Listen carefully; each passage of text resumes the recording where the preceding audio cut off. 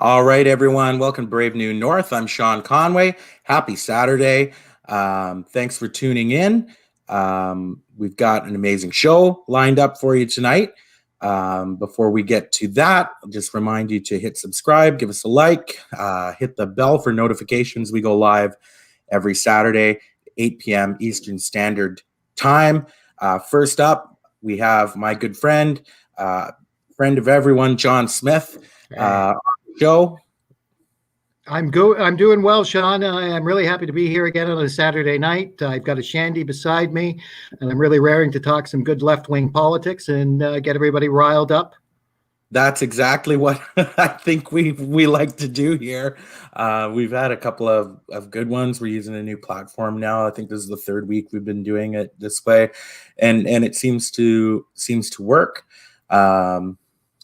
So thanks everyone for joining us. And for those of you who don't know, John worked with his father, Harry Leslie Smith, for many years on the Harry's Last Stand project, and so much good work, left-wing politics in Canada, the US, UK, and particularly around the refugee crisis in Europe and elsewhere. One of the moments where I became aware of Harry Leslie Smith and this work was from the Labor conference in 2014, where Harry gave a speech to keep your hands off my NHS. And John and I were just talking before we came on that it, in his words, in John's words, was probably the most important political speech given by a non-politician, and I wholeheartedly agree with that. So we wanted to start with that clip first. So I'm going to pull up the video.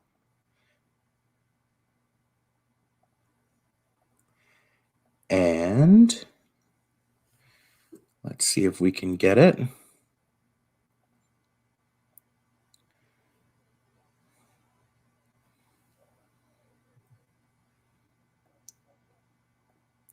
Here we go.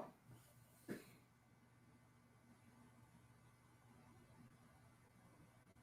there audio? Can you hear it? I can't hear it. Let me try again.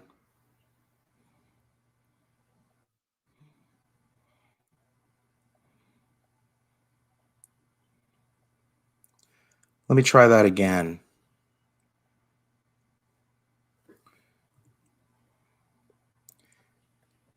Just try it again here. Yeah, no audio.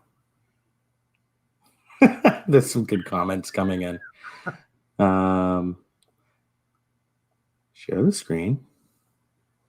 Yep. Share the audio. Okay.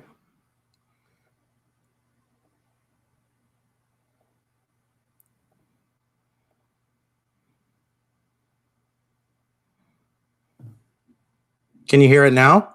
I can't hear it.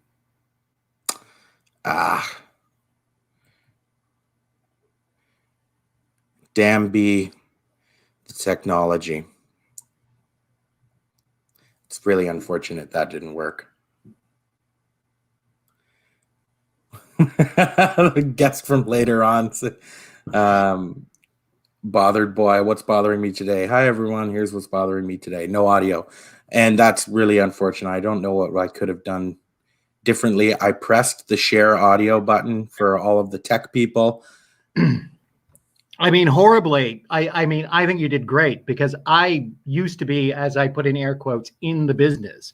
And I was the suit that, unfortunately, if I had to do anything technical, I was quickly derided by professionals that said, you are really just a suit. So I think that you got the video up. That's fantastic, because I would have screwed it up. It's if at first you don't succeed, try again. Maybe we'll try again in a little while, but maybe we can start with the contents of that speech, and sure. Maybe if you want to give us an idea of what. I mean, let's. The thing is that just to give some backgrounder about my dad, he was a fellow that was born in Yorkshire, England, into a mining community, and they lived in a slum in the 1920s. And they had a horrendous time. There was mass starvation. His family was forced to live in what was basically what in England they call a doss house, which would be a rooming house here. And he had a miserable childhood, and he knew starvation, and he used to dive into dumpsters to eat and all of this stuff. And on top of all of that, healthcare was privatized. And he had an older sister who had developed tuberculosis, so that she couldn't get the proper treatments or sanatoriums or all of this stuff. So she just became weaker and weaker, and eventually died from tuberculosis. But she was sent for her final month of life, more or less, to a workhouse infirmary to die, which is just a horrible place to go and die. And the family was, my father's family was so poor that they couldn't afford even a funeral for the child. So she was just dumped into a pauper's pit. So all of those things coalesced as my father's childhood. And he left school at 14, did the regular working life, which was very hand to mouth in the 1930s. And then came the war. He joined the RAF, but he joined it. And this is what we always have to stress, right? Because we hear this every time around Remembrance Day and all of this stuff. People were fighting for democracy. No, my father and most of the working class were fighting for the idea that they would actually get 3 square meals a day. And they were young men, and it was the idea of excitement and all of those things, and leaving what miserable lives they had. The idea that it was actually fighting fascism than actually getting out of town and actually having a life are two different things. And in England, what happened was that they realized that, which is why they had to make agreements that after the war that there would be more of a welfare state. All of that happened. My father was transformed in 1945 by a Labour government, which was socialist. And they brought in 1948 a public health care system, and all of those things transformed his life. And in the 1950s, when Churchill was reelected, he said, "I can't do this anymore. I really got to leave." And my mother and him emigrated to Canada, where, oddly enough, it was private health care then too, because I was actually, even though I was born in 1963, it was still private health care, and they had to pay for the obstetrician. And it's one of those things that all of those things sort of form my dad's viewpoint in life. And even though he became a political activist in his later years, even though he was always political in his early years. And when he turned about 87, my brother died, Peter, and that compelled my father to re-examine his life and all of those things, which is when he started writing about his early life. And we conceived this idea of Harry's Last Stand. And this was that he would be telling that stories about his early life and politics today so that we could make a statement that his past should not become our future. And because of all of that, even though he was a Canadian since the 1960s and had lived in this country since 1953, he went back to the UK because he was invited to speak, and he gave a speech at the 2014 Labour Party conference about healthcare, and all he did was tell people about his early life, and it touched a chord, because at that point in time, and with all left-wing parties, what happens is, and all political parties to a great degree, but more so with left-wing parties, sometimes we lose our way. Sometimes we lose why we were there. And it is not to talk to the middle.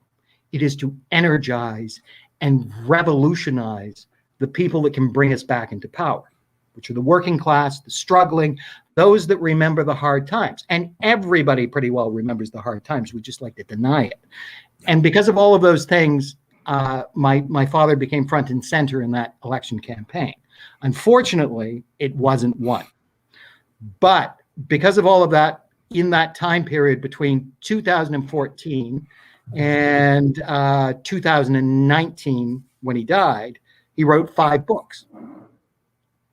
and actually 2010 and 2019 he wrote 5 books, and they became the basis of his philosophy and his belief that the only way that we can survive the 21st century is through socialism and left-wing politics.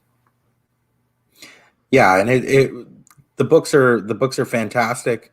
If you can get them at you can get them most places, right? In most places, they're in the library too. Yeah.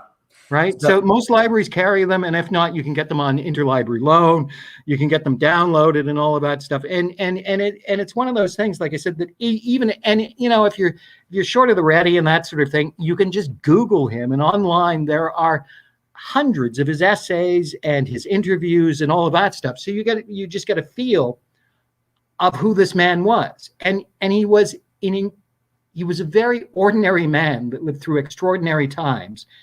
And he had a profoundly good heart, and he was appalled by what he saw, especially in 2015 when the refugee crisis came up again, because he had witnessed that type of refugee crisis at the end of the Second World War, and with his unit and that sort of thing, they did a lot of work helping refugees, and he was absolutely disgusted by the West's inability to accept that we have to do more than what we were doing. And he still thought that, regardless of Canada bringing in 50,000 refugees and all of this, that it was just a drop in the bucket for what we should be doing.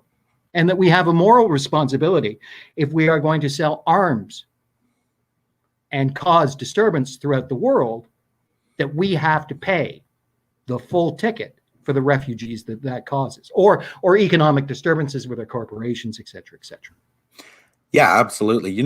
I first became aware of Harry and his work around 2014 when the Labor Conference speech happened.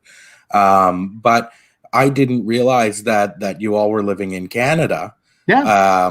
Until 2018. I was a candidate for the Ontario NDP in Peterborough Kawartha, and Harry endorsed the NDP candidates just to the east of Peterborough in those ridings, the Quinte riding and Northumberland and through that area. And then you and I connected after his passing, and we did a couple speaking events about Harry in real life. So it's, it kind of blew my mind that you were just down the highway for so long, And that's what it was. And in fact, his last campaign would have been the 2018 provincial election, and he wasn't in the best of health at that point in time because he had been struggling through a pneumonia that had been persistent. But I mean, he did, I think, the 3 ridings that were around where we lived. And it was one of those things. And again, the unfortunate thing is that not unfortunate, but my dad, when we originally started this, thought that this would take off in Canada first. Mm-hmm. It didn't, though. And oddly enough, he started writing because he actually couldn't get gigs in Canada. But the Brits recognized that he had a telling story that resonated with people. And it resonates in Canada too, because he was a dual citizen. He had spent 50 years in Canada. He understood everything Canadian politically, the politics of Canada as well as the politics of UK. And it was, one of those, stories about an individual that comes to try to make a new life, a socialist life in a foreign country. And that he gained greater perspective on how to make socialism work through the Canadian experience, much more so than in Britain. And he realized that there were things that Canada did in a fantastic way that Britain didn't in building certain parts of the welfare state. Mm-hmm.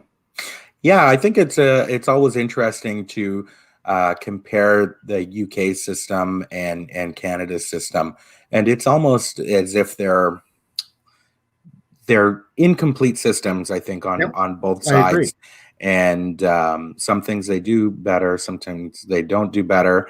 And I think the one consistent thing, it would be the electric third rail piece around the NHS, and when it comes to Medicare, and how establishment political parties get around privatizing them by saying they're not privatizing them. Yeah.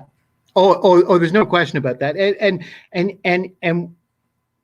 well, I mean, I think everybody can agree that if socialists talk across the pond, neoliberals and conservatives are doing a lot of talking across the pond too. And everybody is in conservative circles, the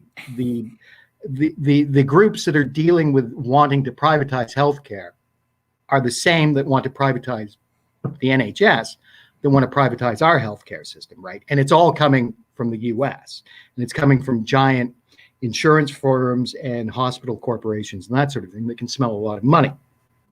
All of that, and this is why that we in Canada we're on a very slippery slope, because I think that I think that probably Canadian provinces will go more to privatized healthcare before the UK will.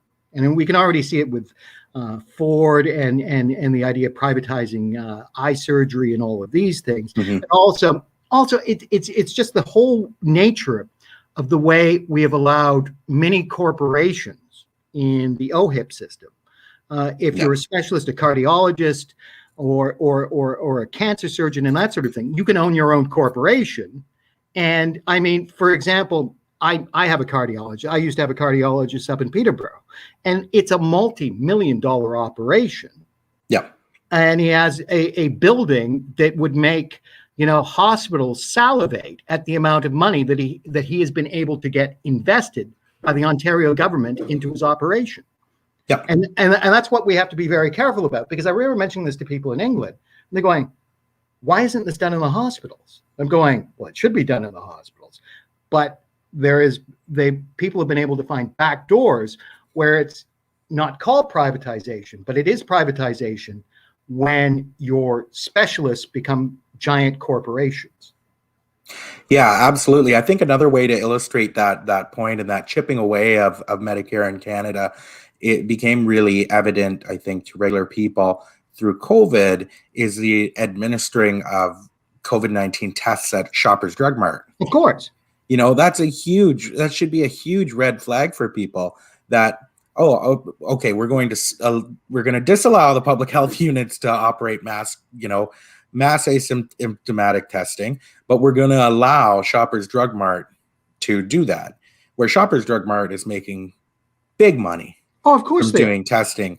It should all be done in house. That's something, of course, and there's no reason why that shouldn't happen, except that with Conservative Party politics and Liberal Party politics, because this is also a Liberal Party issue, mm-hmm. that they look at the corporate solution as the quickest route out, and this happened.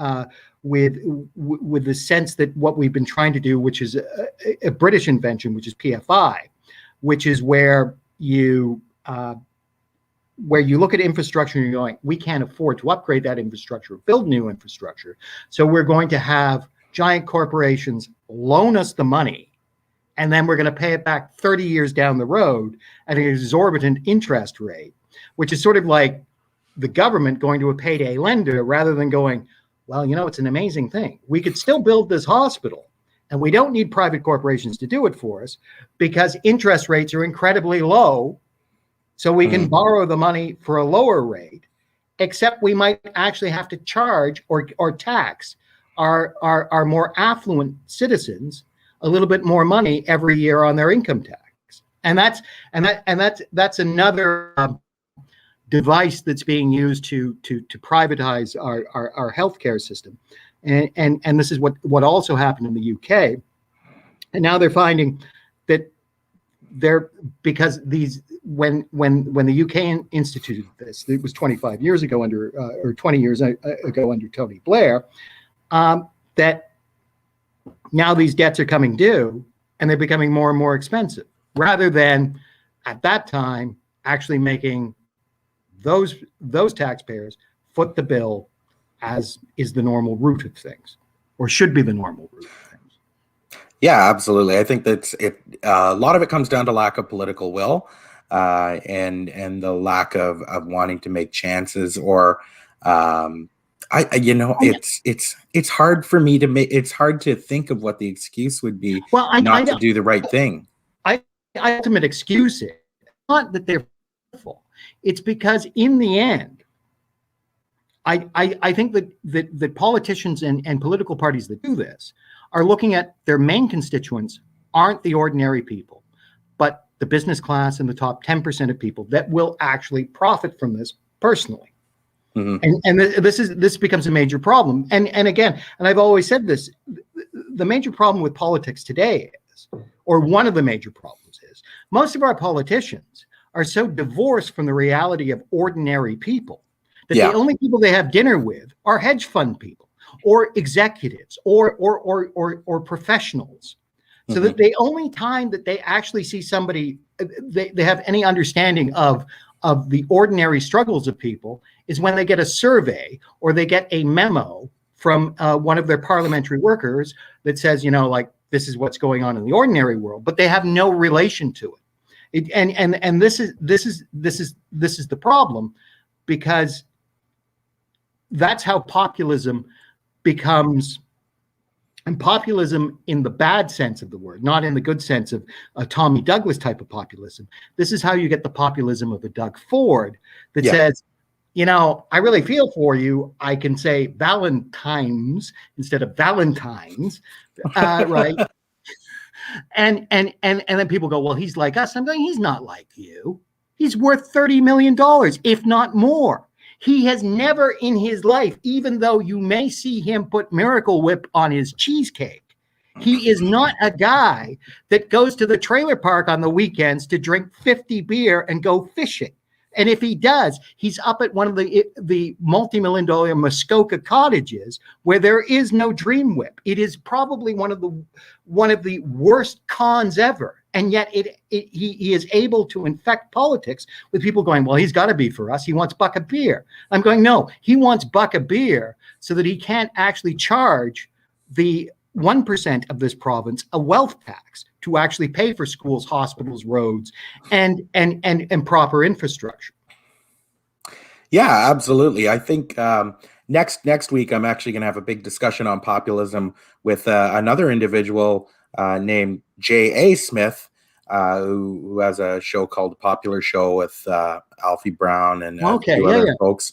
So he's going to be on, and we're going to talk about populism. I mean, I think you bring up a good point. It's something I've wanted to talk about a lot on this show, is the difference between the right and left-wing populism, and particularly that populism can be a very good thing, and it really should be a good thing when if you center your politics around working people against the corporate elites and the hedge fund managers and all of these people whose job it is to make your life miserable so they can make money. I think that's a good thing. But you, again, like you said, you have Doug Ford's who, says for the people, buck a beer, Valentine's, and still goes to the Muskoka cottage on the weekend during lockdown. We saw the videos. Everybody saw those videos. Yeah. And it's an absolutely frightening thing. And the thing is that because the left doesn't counter it by really engaging with the large majority of the population that is struggling, whether they be middle class or working class. I would contend that in this day and age, the middle class is really a small sliver of the population, because so many people are living with too much consumer debt, and that the only thing that holds them together is that if they have a house. But that even becomes problematic for the much younger generation, because they can't afford a house. And even people in their 30s and 40s, if they're buying a house, they're going to have to wait 10, 20, 30 years before they can unload it. And it becomes this horrible game of shares. Because of all of those happening, we have to change the narrative so that the left is the voice that is considered the reasonable voice, the one that is actually reasonable in our sense of economics, because our sense of economics is much more reasonable in the idea that we believe in a sustainable economies where everybody prospers, not just the top 10% of income earners, but everybody has a right to a good life, to affordable education, affordable housing, and that they can develop the way that they would like to develop and have a meaningful life. And I think that's exactly the goal. And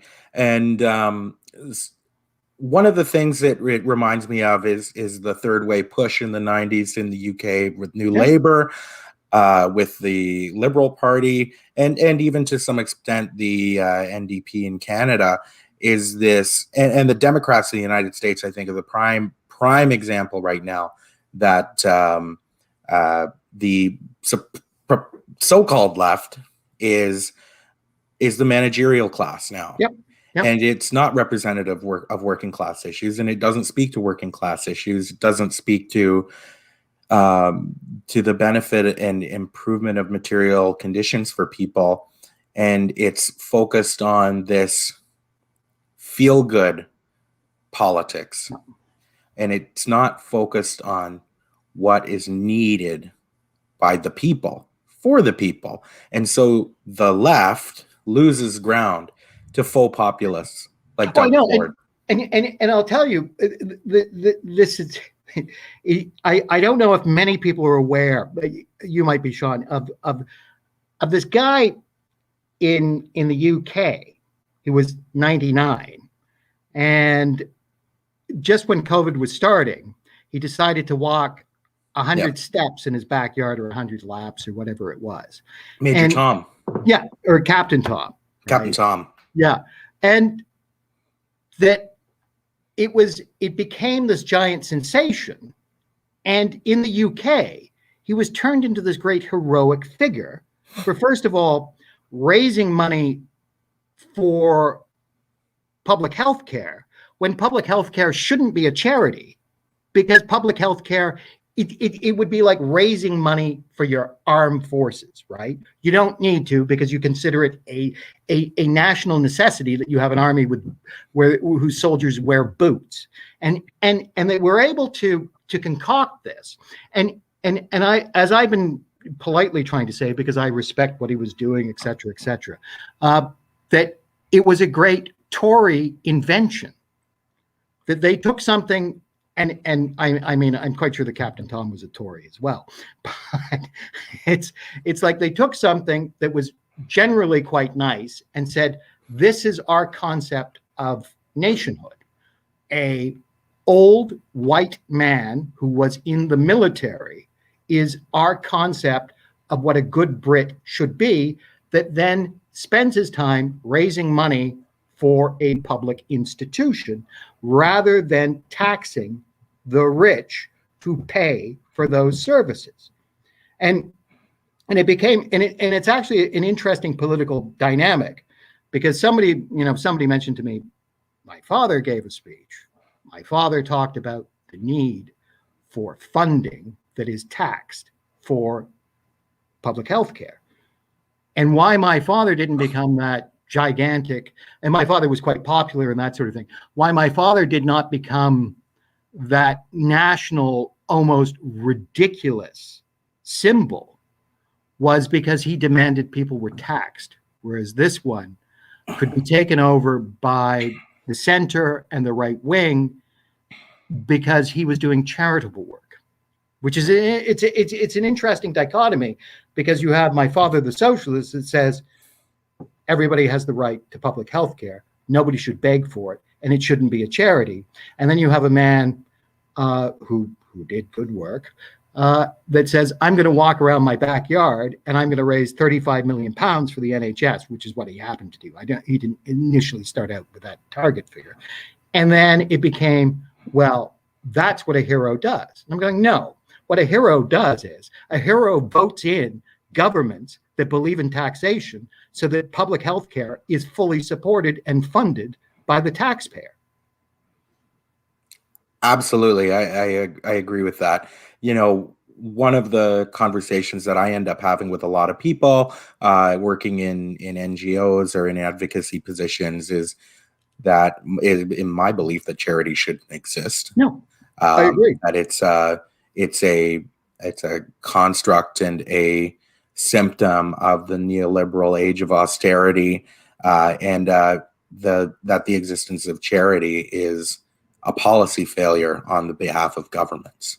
Oh, I agree completely. And in fact, I think that any NDP, whether it's provincial or federal party, should have in their manifesto that once they form government, they will eliminate the need for food banks. Because there is no way, we do not need food banks. We need proper taxation. It is not, as you said, it is not the fault of the person for needing the food bank. It's the fault of a society that hasn't been able to equip people that perhaps do not have the wherewithal or do not have the proper amount of pay in their workplace that they require a food bank. And when food banks became sort of more prominent in the 1970s and 80s, it was still only considered temporary. Now it's an industry, and it's a horrible industry because we've commoditized the poor yet again. Yep. And suffering is commodity. Yeah. And that should not be. And it's one of those things that it should be in the manifesto of any left-wing party, that it is our objective that within our first term, we will eliminate the need for food banks. And they should be able to, within 4 years, say, you know what, maybe we didn't do it, but we cut half of the food banks in this province or in this country because we have people working at fair wages, and we have those that are disadvantaged or unable to work, that they are properly supported by the state, rather than the ridiculous ODSP payments that people get now, which is obscene, and it should be a human rights issue. I agree with you 100% on that. And I think that's a great suggestion we might be able to make to our next couple of guests. I'm going to bring some more folks into the stream. We have Toronto Centre MPP Suze Morrison coming on, and we also have progressive YouTuber, and I mean progressive in a really good way, not in like a fake way. He's a real good one. Bothered Boy from the What's Bothering Me Today show. Hey. Hello, thank you, everyone. Thank you for saying I'm a good progressive. I appreciate that. Hello. Hi. Does everyone know John? No, I don't. This is my first introduction in doing some research. I learned about the books. So now your books have definitely been added to my already growing reading list. So I'm looking forward to it. Wonderful. Wonderful. Okay. Suze, how are you doing? I'm good. Trying to stay sane, you know. Yeah. Are you back in the ledge soon? We are back starting Tuesday. So it's been 6 to 8 weeks. I guess we recessed a little bit earlier than scheduled, around the middle of December. So really eager to get back in. And I think we're going to have a good week. We've got a lot of bills that we're putting forward in the next week for urgent COVID priorities. We're going to be talking about paid sick days, eviction bans, hands-on guaranteed minimum standard for hands-on care for long-term care, all kinds of really great stuff. That's fantastic. I'm looking forward to that. No, that's good stuff. Please pass along to Doug Ford that I think he's done a terrible job managing this whole affair. Yeah, no, will do. Day Slip one. a note under the door. Yeah, I remember once wandering around Queen's Park and visiting Joel's office with Aggie a few years ago now, I guess, and I always thought that the parties would be more segregated. Like it would be, that's the Tories are down this hall, or the Liberals are over there, and the Tippers are over here. But I noticed that everyone's kind of, there's so-and-so's here and there, and it's kind of all jumbled up together. I thought that was interesting. Yeah, it is. I mean, for the most part, government members are on the second floor, and then opposition are on the first and third floors. But with a lot of exceptions to that. I think part of it is historically, like, people are allowed to, if you get reelected, I don't think you have to move your office if you don't want to. So there's people that are like historically have been in certain offices for a really long time, which can be a blessing because not all offices are created equal at Queen's Park. Fun fact, some of them have bathrooms with showers attached right to them. There's a handful of them that are definitely the nicer offices. And there's apparently one with a small kitchenette and its own boardroom. A kitchenette. Are you going to name Our tax bill is at work? You don't have to, but maybe you could let us know if it's government members currently that have kitchenettes in their offices. I don't think so. I think we have one of the kitchenette offices. Well, okay. I guess we can't. Well, I had heard, and this was in Quebec, but when Bouchard was premier, that there was a bunker that he slept in underneath the legislature there, right? That he had almost an entire apartment complex in the basement of the legislature. Well, I know. I mean, I've never seen an apartment complex in the basement. We have a barber, and you can send your dry cleaning out through the mail service. But I haven't seen a bunker apartment. But maybe it's there, and I don't know. I've never seen it. Though, and I was quite lucky once that when we were in London and we were in Westminster, they have a fantastic pub inside Parliament that you walk out and you're right on the Thames and that sort of thing, and it's quite nice, right? In its own way, except that it's an amazing thing that when you see it, and this is more with British politics and that sort of thing, that it is really a very tight-knit club between political parties inside the pub and that sort of thing, and then they might go out and spar, which is why I dislike New Labour. Yeah, that's why I dislike a lot of the sort of two-party politics in general, because it's just two sides of the ruling class. Which again, just to touch on a point that you said earlier in the show, John, about how to try and reclaim the working class base, because it does seem to be drifting further and further right, and the left is really losing the fight in terms of engaging these people.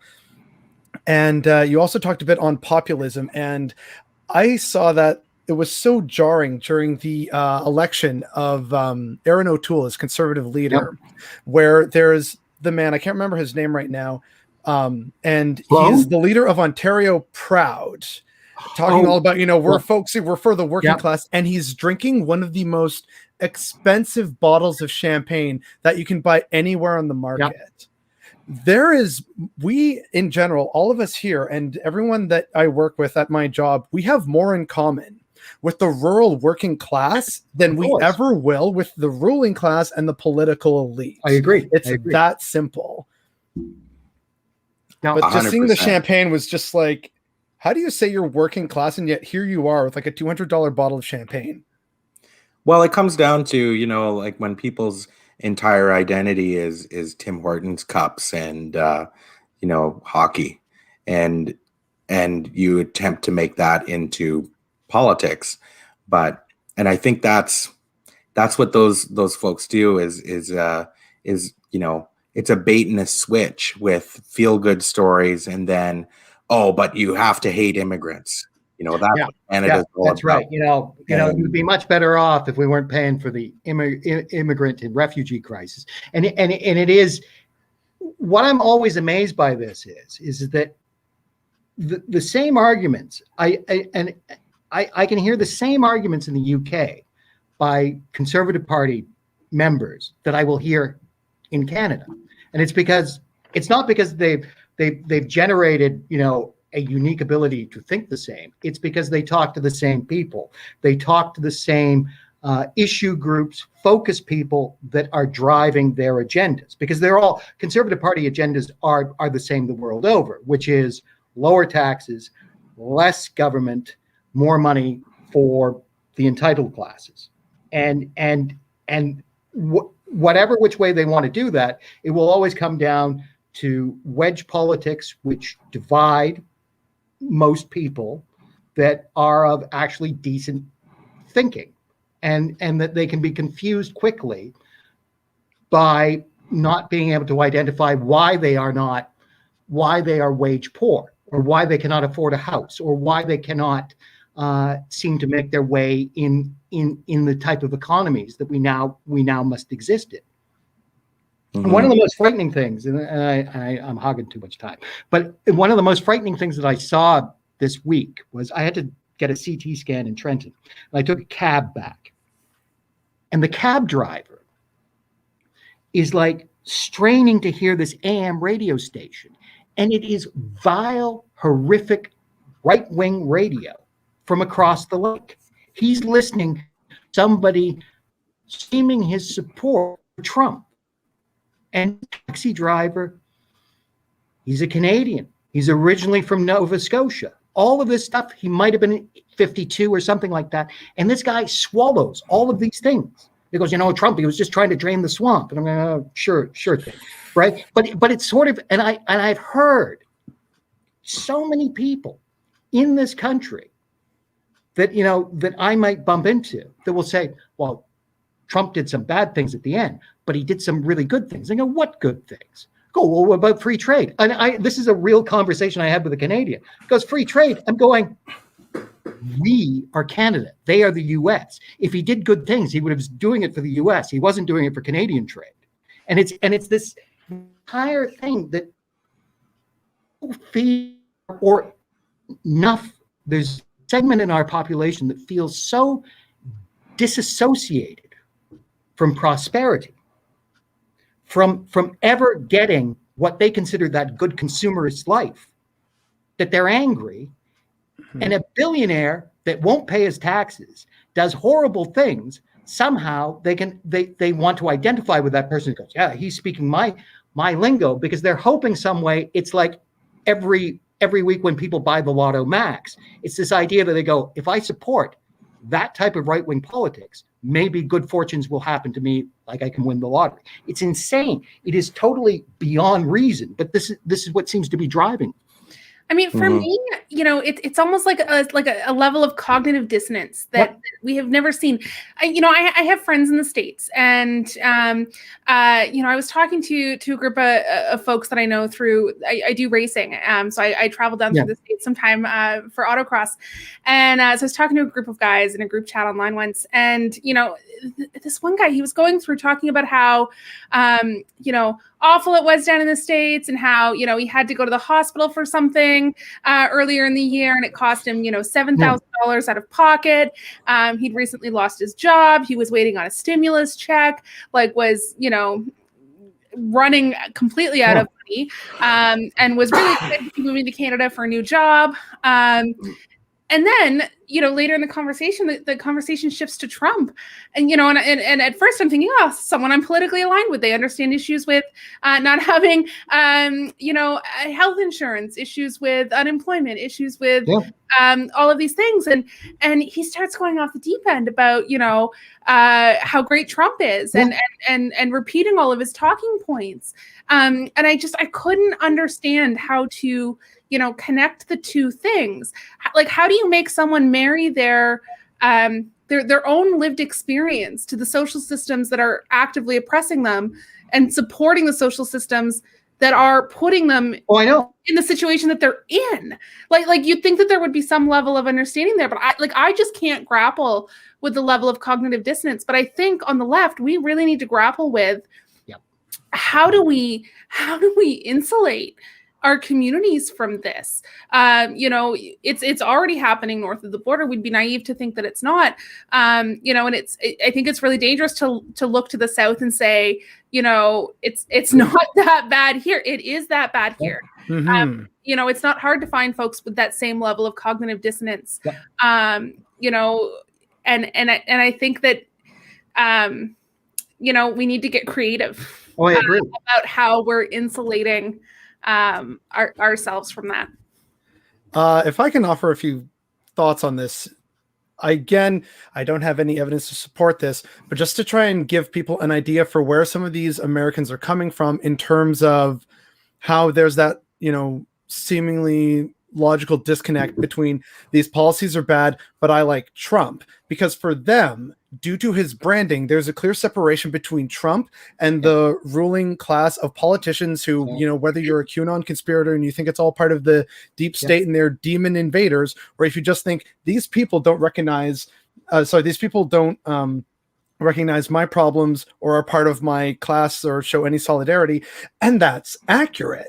And so because of Trump's branding as just a populist who says what's on their mind because of suppressed bigotry and tolerance for things without actually addressing the root systemic problems and causes of it, it results in a situation where even though Trump literally sits in a apartment in New York, miles above everyone, in rooms full of gold, they see him as a working class champion because he's not part of the political establishment. So even though the system sucks, they blame the politicians for that, but not Trump. This is also part of why Bernie was so popular, because even though he's a quote unquote socialist, he was saying and speaking a lot of things that really resonated with a lot of people who were not feeling represented by the political class.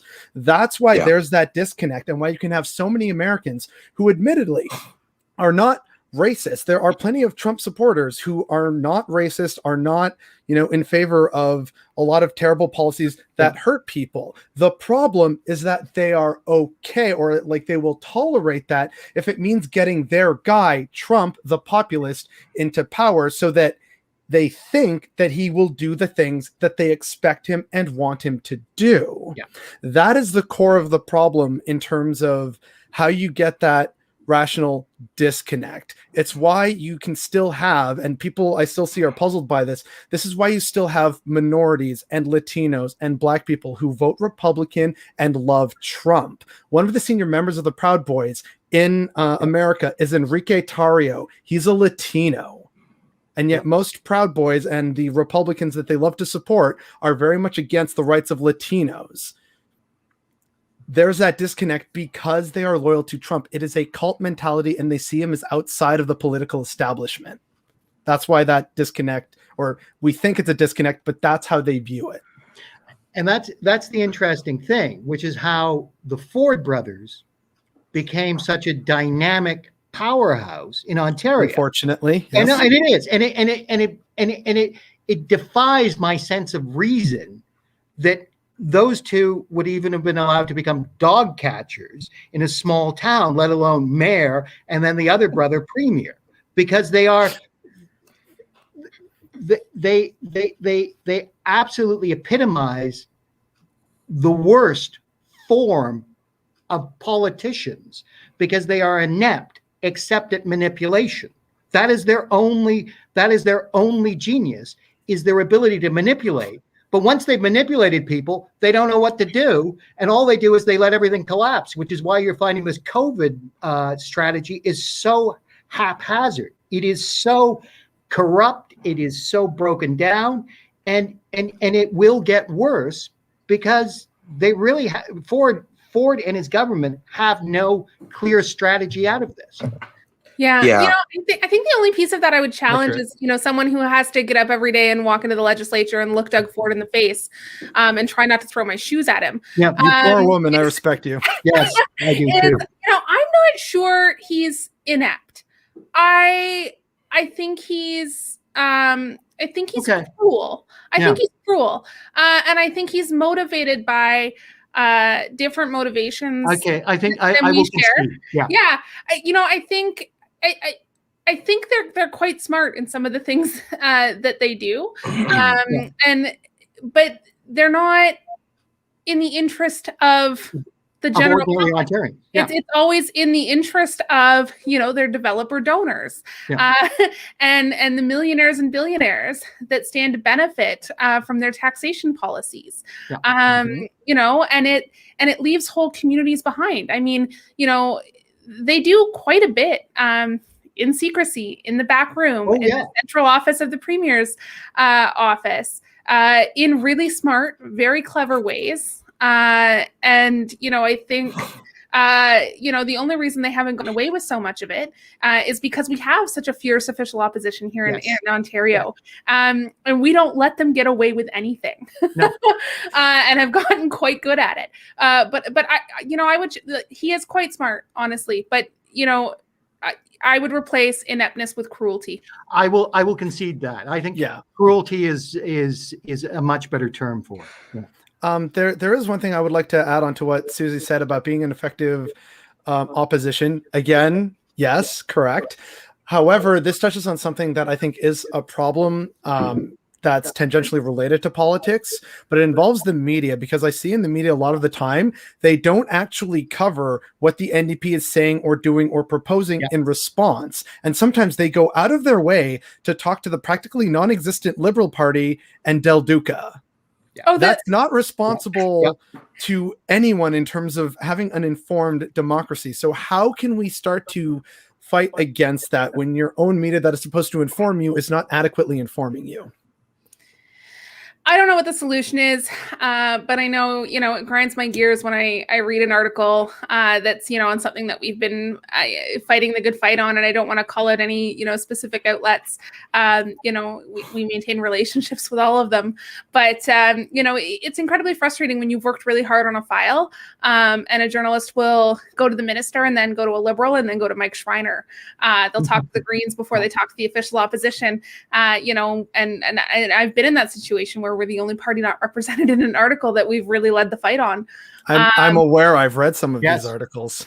And it also, I think, is hard as a human being who, goes to work and leads this and, leads a file and, to not, see the recognition for that work.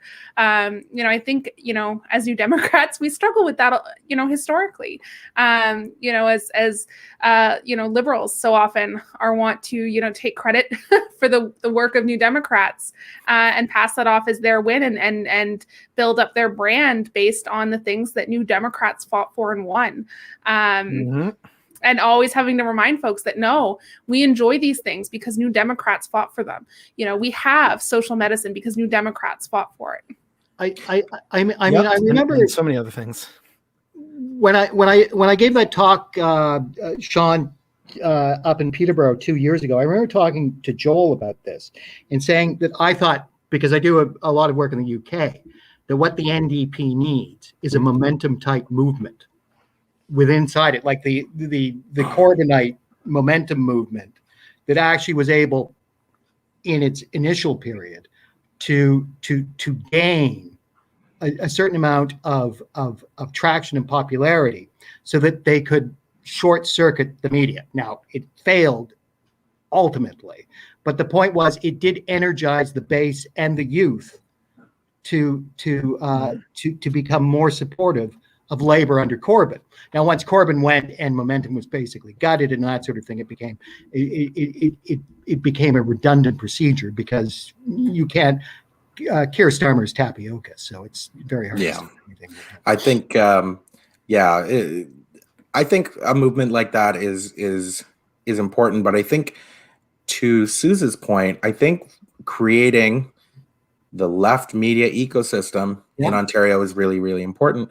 Like, I do the show as a hobby because I think it's fun and I love talking to you folks. Like, I think it's a great time. There's a pandemic going on and no one's going anywhere on a Saturday night. So again, to everyone tuning in, please press subscribe and we'll keep doing this. But what we need to do, and something I believe is to counter those messages and what's coming from the government, whether it be the federal government or whether it be Doug Ford's Ontario government. We need to talk about material conditions. And specifically, I'm excited about what Suze and the opposition are doing right now, particularly around paid sick days and as well on the eviction moratorium and actually helping people. The Liberal Party would never do this. No. And you look at, you see online, the Liberals gave us paid sick days. It was 2 days. And it was taken away. Like the real standard should be at least 10. And we need to be talking big. We need to be talking about about big changes that are very simple policy changes. 10 paid sick days is not a big ask. That is a very, very simple thing. There's a lot of things that aren't a big ask that the Liberals don't seem to want to do in any sphere. You have, again, the wealth tax that Jagmeet Singh and the federal NDP proposed that was supported by the Green Party. And even though support for a wealth tax, not even one as, light as what they were proposing, but a wealth tax has majority support in all major Canadian parties. Yep. And yet a majority of elected Canadian representatives It was like voted 70%. It's 70-something% of Canadians voted in support of that. Yeah. Yeah. According to Angus Reid polling.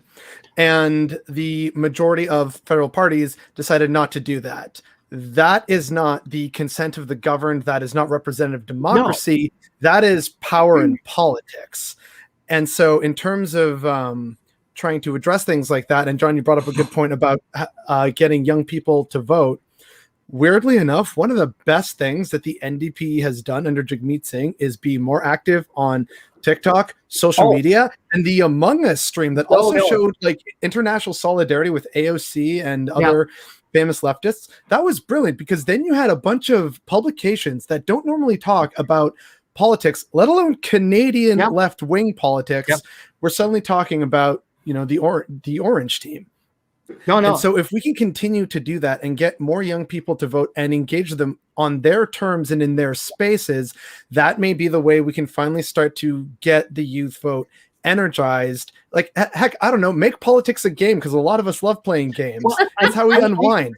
And then if you can do that, then you finally have, what the polling shows. And the polling shows that if young people voted, the two-party duopoly in this country is Liberal and NDP. Yeah. I've always contended what has to happen, and I've been saying this in the UK as well, they do it a little bit more. But trade unions have to have more youth wings, and they have to go out and proselytize. They have to be out there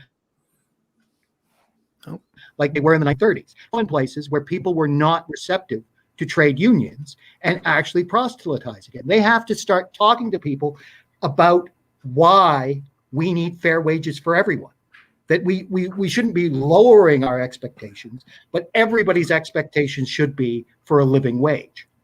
And that one of the ways that Unite does it, which is the broad organization of trade unions in the UK, is that you don't even actually have to be a member of a union to join Unite. So you can be part of their forums and all of this stuff and go to the conferences. And this is an interesting way of getting people involved in trade unions, instead of saying, well, I work, in a small shop or whatever, we're not unionized, I don't want, you don't have to worry about that. You're joining it as an individual, not as a person that wants to form a union in your company, but maybe you do later on. But it's one of those things where you're getting your foot in your door, and their trade unions, I think, should be on university campuses like the armed forces is. And that you should be selling memberships to trade unions rather than trying to sign up young people to join the army. Or they should be online playing, on Twitch streams like the army is recruiting video games online. Why not have Unite, on online or any of the trade union groups, the OFL or the CLC, meeting people where they are. And that's why that was successful with Jagmeet and AOC on Among Us, because there's an entire bunch of people who are completely ignored by the status quo and the establishment politicians that are there, and they want to hear what's going on. And what is absolutely imperative for the NDP is that they have to own the environmental crisis book rather than the Greens or anything like that. They have to own it, and they have to be What are you holding up? I can't see it. This is the Environmental Bill of Rights. I've just got it on hand. We're going to be framing it back in, I believe it was 1994, February the 15th. It's 2 days from now. It's coming up. Bob Ray and Bud Wilderman. I think that's a great place where the NDP in Ontario comes from, establishing the Environmental Bill of Rights. The former office of Diane Sachs I think that's a great way to go. And all the talk on New Deal and jobs programs and carbon capture technology, the NDP owns that. The Green Party policies on the environment, particularly from Mike Schreiner, are no good compared to the NDP plan. No, and provincially, we're about to very, very soon will be the finalized piece of the Green New Democratic deal will be coming out, and we are so excited for it. But the federal, Green platform is phenomenal as well. But like the joke got to be during the federal campaign was, it didn't matter that we had this really great plan. People kept asking us where our plan was. And apparently the joke is that Jagmeet used to have to like physically hold it up every time he was talking about the plan, to physically hold up a copy of the plan so people understood it was a real tangible plan that we had put out. Because people didn't. Well, and that's the media controlling the agenda. And that is not done because they're friendly towards the Greens. It's because they're friendly towards the Tories and the Liberals, and they want to keep on shifting allegiances to make sure that we never get a proper socialist government in either federally or provincially in Ontario. And my contention is, and always has been, that Ontario is the battleground. If we win Ontario, we can get a federal NDP government in, but we have to win Ontario first, because that is the route, in my opinion. My philosophy. I would challenge that, but please go ahead, Sean. My philosophy is that the Liberal Party is going the way of the dodo, and particularly I see a realignment in Canadian politics, and it's becoming evident in the provinces, and it has been for a number of years now. There is almost zero Liberal Party representation in the provinces anymore. Ontario is a bit of an outlier right now because you never know what's going to happen here. But look at British Columbia, look at Alberta, look at Saskatchewan, Manitoba. There is no Liberal parties. It's all NDP and Tories. In British Columbia, it would be, BC Liberals, but for all intents and purposes, it's a conservative party. Because, and this, the same in Saskatchewan is the Sask party formed to stop the NDP from forming government. They mashed up the conservative and liberal parties all together in British Columbia and Saskatchewan because they couldn't stop a popular social democratic government. We may have criticisms of what those governments have done, but at the roots, they're social democratic governments. And I think that those criticisms are really important of those governments. Do I agree with every policy from the NDP premiers that we've had? Absolutely not. And I don't think it's healthy to do so, but it's still a worthwhile project. And I think that's a really important and telling thing about what's coming next federally. If Ontario goes NDP, if we have an NDP government with Suze Morrison as a cabinet minister,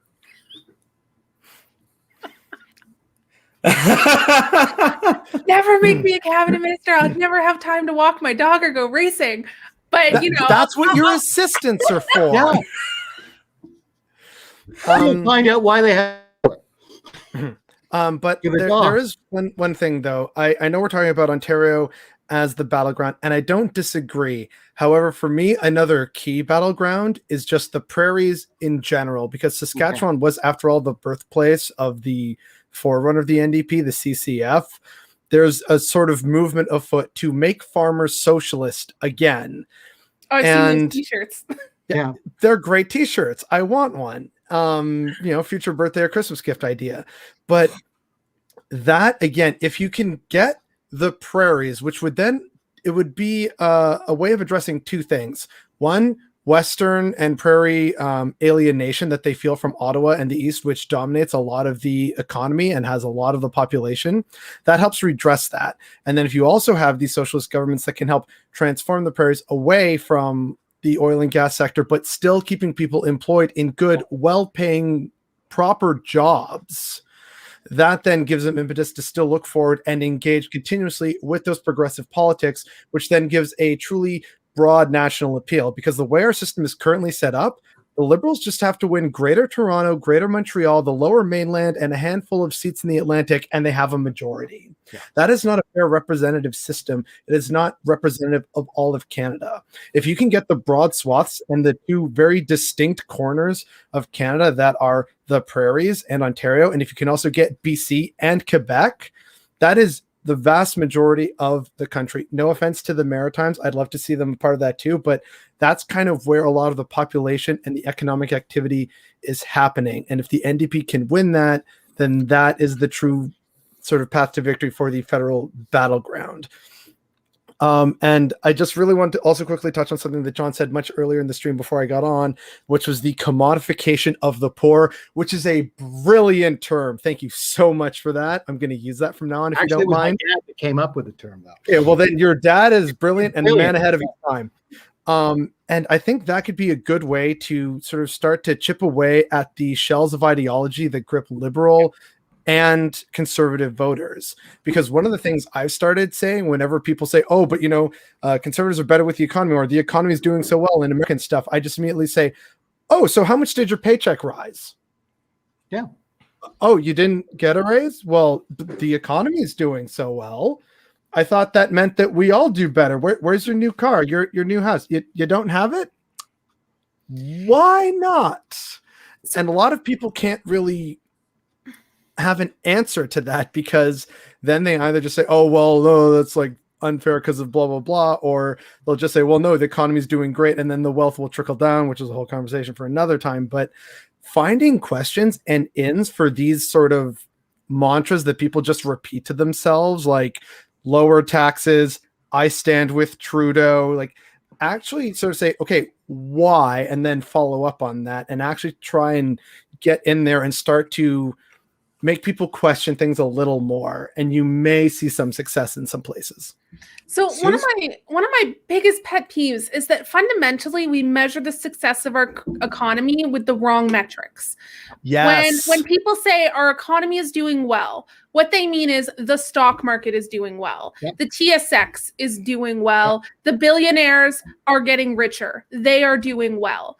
What they don't mean is the unemployment rate is coming down. What they don't mean is that the median income across the country is going up. We aren't measuring homelessness as a measure of economic stability. We aren't, or economic prosperity. We aren't measuring, the gender wage gap as a measure of economic prosperity and success. And we aren't measuring health as a measure of economic success or educational attainment or anything else that is, by all accounts, a measure of a healthy society. We measure things like GDP and the number of points that the stock market goes up by. But the success of GameStop doesn't mean that the GameStop stock doesn't mean the workers at GameStop are going to be making more than the minimum wage in those stores.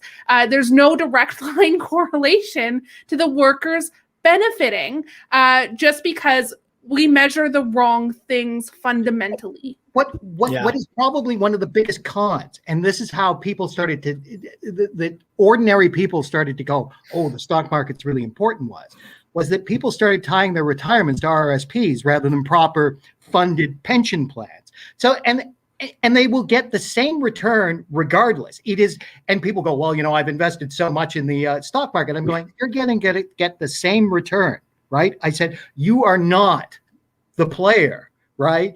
And even when they're using massive pension portfolios and that sort of thing, you're not making the money. The banks are making the money. The hedge fund people are making the money, and you're getting your 4%, right? And that's the complete churn. But it makes people think that they have to care about the stock market or they will lose their pensions, which is again a fallacy. And it's a brilliant way that the entitled class, whether they be liberals or conservatives, have sold this line to people that they have to be patient. They shouldn't expect proper pay rises, and that their only hope of actual having skin in the game is to own a house. That more or less a lot of people can't really afford to own, but they're hoping that they'll be able to cash out when they sell it, when they retire. and that will be able to fund their retirement besides their RSPs and perhaps their pension plan, which is really diminished in many cases. And it's a complete con job on ordinary people in this country and in the United States and the UK and pretty well everywhere that's a G7 country. Yeah, which then segues into my next favorite topic, which is the commodification and financialization of housing. Yeah. Can we just not with that, please and thank you? Because I can tell you straight up, I don't own a home, and I'm not sure I ever can own a home in the riding that I represent. The average price of a small condo, if we were to buy a 500 square foot condo in my community, I'd need a $500,000 mortgage. Yeah. And young people today simply cannot acquire the required down payments to enter the housing market at the salaries that they make, and while paying rent that is the equivalent of someone else's mortgage. The only thing folks lack is the down payment. I can pay a mortgage. I pay my landlord's mortgage, and then some. But young people these days just cannot get the step up that they need to actually get into the housing market. It's outrageous. Yeah, and then the promises for affordable housing is, we're going to build 100,000 units. You need 500,000 units and then guarantees for an increase with relative population. And we're not seeing that. I'm really glad you brought up the commodification of housing, because that just touches again on how John was saying earlier about the commodification of the poor. This is yet another aspect of that, of making it so that we have to keep paying rent on places. And sure, we could pay a mortgage, but according to the banks, no, we can't, because even though we're paying $1,600 plus for rent, that's for renting, and you don't have the acquired capital or anything. But we might be willing to give you a loan that you'll then be paying off for the rest of your life because of interest and everything like that. And with depressed wages, this is a trap. And no one wants to talk about it. Now, and I'll tell you, what I rent, and I rent from a giant REIT corporation called Skyline. And I kid you, I know, you know me. My blood boils. They sent every tenant an email and a letter that said, housing is a human right. That's why we have our workers working during COVID. And I'm going, if it's a human right, why are you evicting so many people? You can't, right? And I'm going, but they were able to have their public relations people manipulate it to a point to say it's a human right. Housing is a human right. It's not a human right that a REIT can make hundreds of millions of dollars a year on rent and then evict people because they can't afford to pay. The rent prices in Belleville, which is a depressed area, are the same as in Toronto. Wow. You are paying in this building for a 2-bedroom. You're paying, I'm not paying it because I've been here for years, but they're paying $1,700 a month in Belleville, where the average wage is about $48,000 a year. And it's the problem. The absolute joke is they've got a Tory MPP in Belleville, because people are going, well, the Tories, they're keeping the taxes down. I'm going, you don't make enough to pay taxes. The Tories also cut rent control. So any new building built after November 2018 has zero rent control protections. Yes. The first year that we saw this come into place, so 1 year to the day after, so when people's leases came up, 2019, November, we saw some buildings where these REIT landlords, these real estate investment trust landlords, we're raising the rent in some buildings as much as 25% for one single year. Imagine if your rent went up 25% year over year over year. And the entire business model of these real estate investment trusts is the inherent value is the potential future rents, because we don't have vacancy rent control in the province of Ontario. So when they do the calculations on the valuations of these real estate portfolios, because you get all of these high-rise buildings, and you bundle them together as a part of one real estate investment trust, and then you get this large corporate entity who's responsible for their only mission is not to deliver high-quality, good housing, to make safe housing, to be a valuable part of a community. Their only mission is to deliver profits for shareholders, maximize profits for shareholders. So there was a record-breaking deal done here in the GTA with 40 buildings that were acquired into a real estate investment trust, and these 40 buildings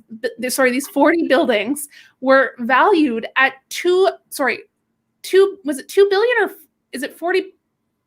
Was 40 buildings valued at $2 billion. Sorry, say that 5 times fast. And but the reason they were valued at $2 billion was because of the potential future rents. So, the current rent, the math would never add up for those buildings to be worth that much. But what they say is, well, if we kick out all of the tenants that have been here for 40 years, we can flip those units and charge double, triple, quadruple that these long-term good paying tenants have been paying. So they take over these buildings and they start tenant harassment through construction. They start rent evictions.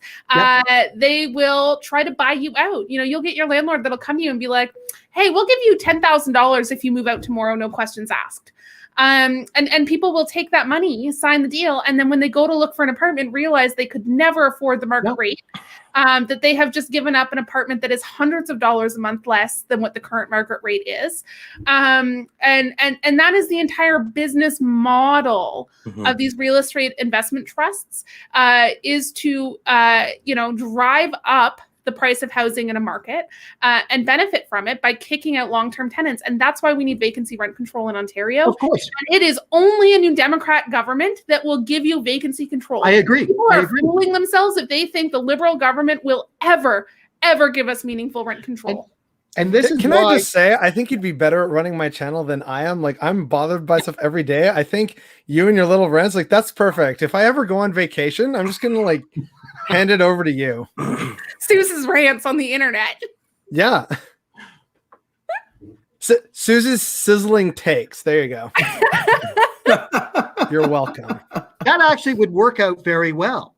That would be a good idea. I know. I'm full of good ideas. I know. But another, to sort of bring it back down to a slightly more depressing place, and yes, I'm totally fun at parties. This also leads to a problem where when people are bought out from these situations and they can't afford market rents, either two things happen. They need to move somewhere where they may or may not have connections or be able to actually securely find a job, or they become homeless or have to rely on shelters, which are already chronically underfunded as it is. And then by putting more stresses on these systems, that is just more cost to the taxpayer. They solved homelessness in Finland, and for a much cheaper cost, by just providing people housing. And in terms of what this also means, in terms of impacting people's ability to move and live, one might say that there could be a constitutional challenge to that, because the Canadian Charter of Rights and Freedoms guarantees freedom of movement. But how free are you to move if places are completely unaffordable to you and there's no real jobs in those areas? It makes people either stuck in an area and they can't leave, which leads to further economic depression and stagnation, or it forces people away from their homes and their communities because they are priced out by artificial profit motives driven by capitalists building condos everywhere. There's potentially something there. Comprehensive, social democrat housing solutions, right? It's not a mystery how to solve the housing crisis, right? We need vacancy rent control. We need to just actually build housing. There used to be a period of time in this country where the federal government just built the housing that we need. And when that became unfashionable of the day, they downloaded it to the provinces. And then the provinces downloaded the responsibility of housing down to the municipalities, but the money to pay for those things never flowed. We need to address, speculation in our housing market.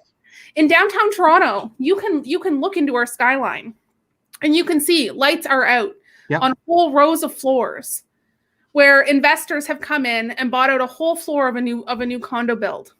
and they don't even rent them out. They don't even end up as Airbnbs. They never get lived in. The lights never get turned on. Yeah.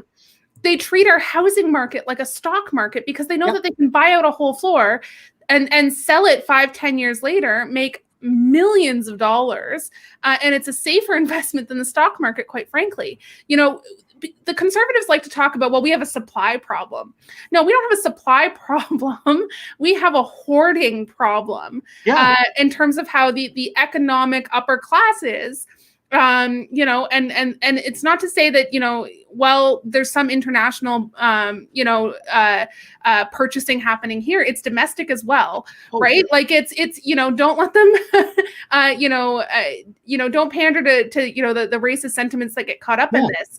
It's entirely class-based, right? Like this is about the upper class buying out housing stock as a commodity, and when that housing isn't used as housing, you know, it looks like we have an artificial supply problem. We have a hoarding problem and a greed problem.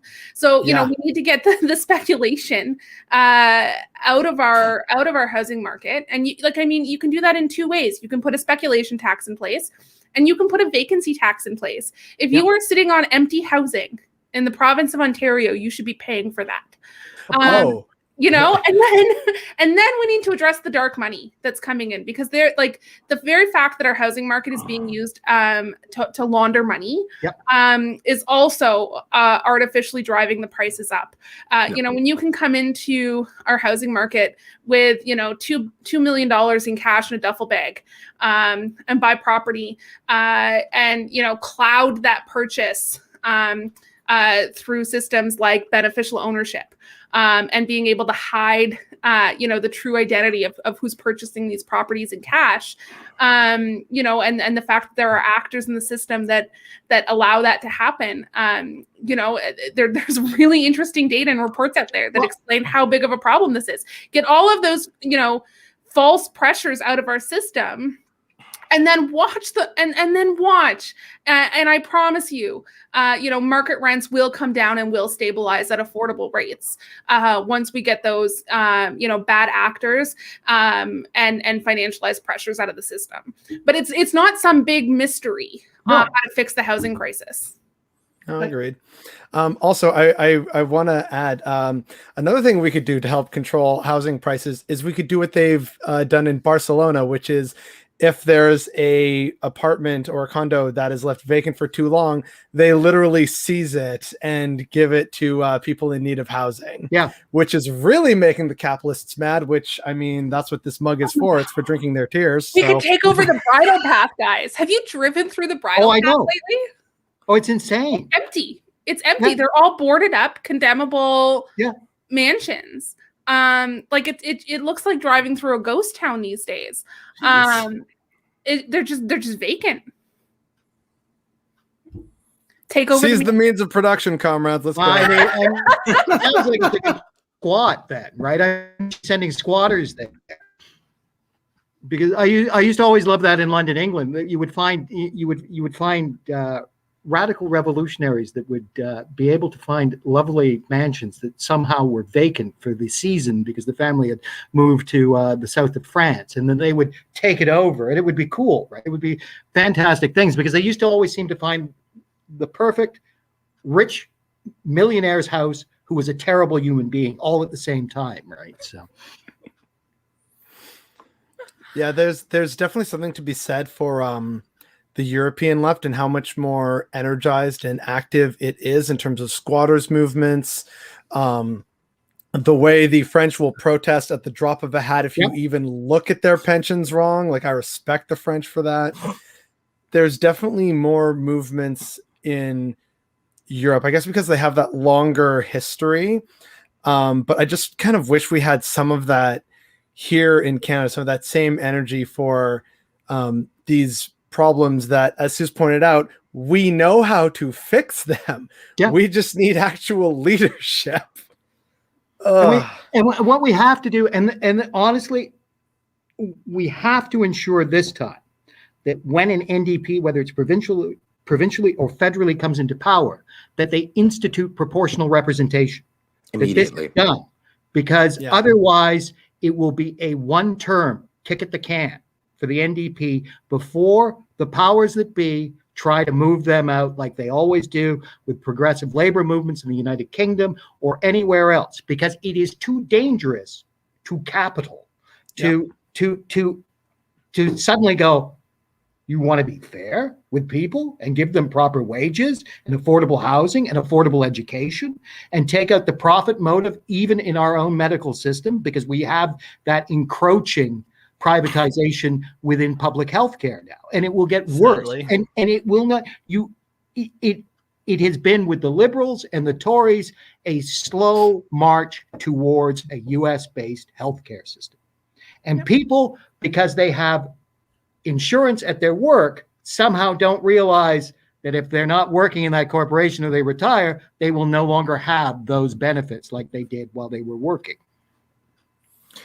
Yep, and that I've actually covered this before on my channel in a few different ways at different times, but that is a very true point, that it's constantly encroaching, and it's never really in an actual free market sense. It's always the government cutting the budget for public health care and then saying, well, we can't.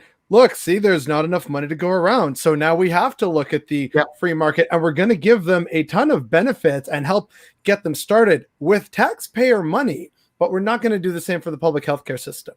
Yeah. That is not the free marketplace of ideas. That is deliberate hobbling of a system that you want to maliciously ruin. And I wish more Canadians realized that. It's not even that too. It's corruption is what I call it. Yeah. You know, you look at studies looking at public sector costings of different projects when they start bringing private capital in. So through the P3 model. So if we're looking at any like of our education testing programs, which are all privatized now, GED programs, et cetera, it's all privatized. You know, signing up to go to college and university, that's not the government of Ontario. That's a private corporation that's doing that. All of these things, in particularly in healthcare, John and I talking earlier, Shoppers Drug Mart doing COVID tests when public health isn't doing asymptomatic testing, that's blatant corruption. So the thing about P3s is P3s inflate the cost of any sort of capital infrastructure investment that the public wants to do. So if a government comes in and says they want to partner with a corporation to do XYZ project, you can immediately add 30% to the cost of that project. That's not going to go to the corporations not covering that cost. That comes from taxpayers and from citizens and comes out of social programs that could be used to, you know, house the homeless and feed people and make things better. But no, we want to lessen the blow on the deficit. So we're bringing private capital in, where in fact you're just inflating the cost on the taxpayer at the end of the day. And that's a really great way to, you know, say that this is kind of a bad idea, because how much are we paying, you know, citizens of Ontario, Shoppers Drug Mart, to administer COVID tests, where what would it cost if you had public health do its job and do asymptomatic testing? It's blatant corruption, and it's money over the table in public. And the it's not even an iron, absolutely offensive thing about that is that not only Shoppers Drug Mart, they're making money on conducting COVID tests, and then they're not paying really any corporate tax through their brand corporation of Loblaws, right? And Weston's, and this becomes a circular thing where they're taking money out of the public purse, and then they're not returning any of it in corporate taxation, proper corporate taxation. Exactly. It's like they just get free money. They don't pay taxes. We're funding this stuff. We're funding a lot of the initial development research, whatever it is, for a variety of things. And the capitalist businesses and corporations are just freely taking advantage of it. It's so frustrating. Yeah, I mean, I think it was one of the biggest lies that we were ever sold is that the private sector is inherently somehow, you know, more efficient and cost effective than the public sector, despite the fact that the private sector has to embed a profit margin into the bottom line, whereas our public sector does not. And so you're taking public dollars and just transferring it into profit margin. Whereas if we provided that same service in the public, you wouldn't have to account for that profit on top of what it costs to provide the service. And I think the best example of this is long-term care and the privatization of our long-term care sector. Yeah. Sure. Has private long-term care found ways to cut corners and penny pinch our seniors and provide their service at a lesser cost? Sure, because those homes are unsafe, because they underpay their workers, because they have stopped hiring full-time workers. To be a PSW now in this province means you need 3-4 jobs at 3-4 different homes to scrape together enough work, which now makes you a vector carrying diseases between those homes.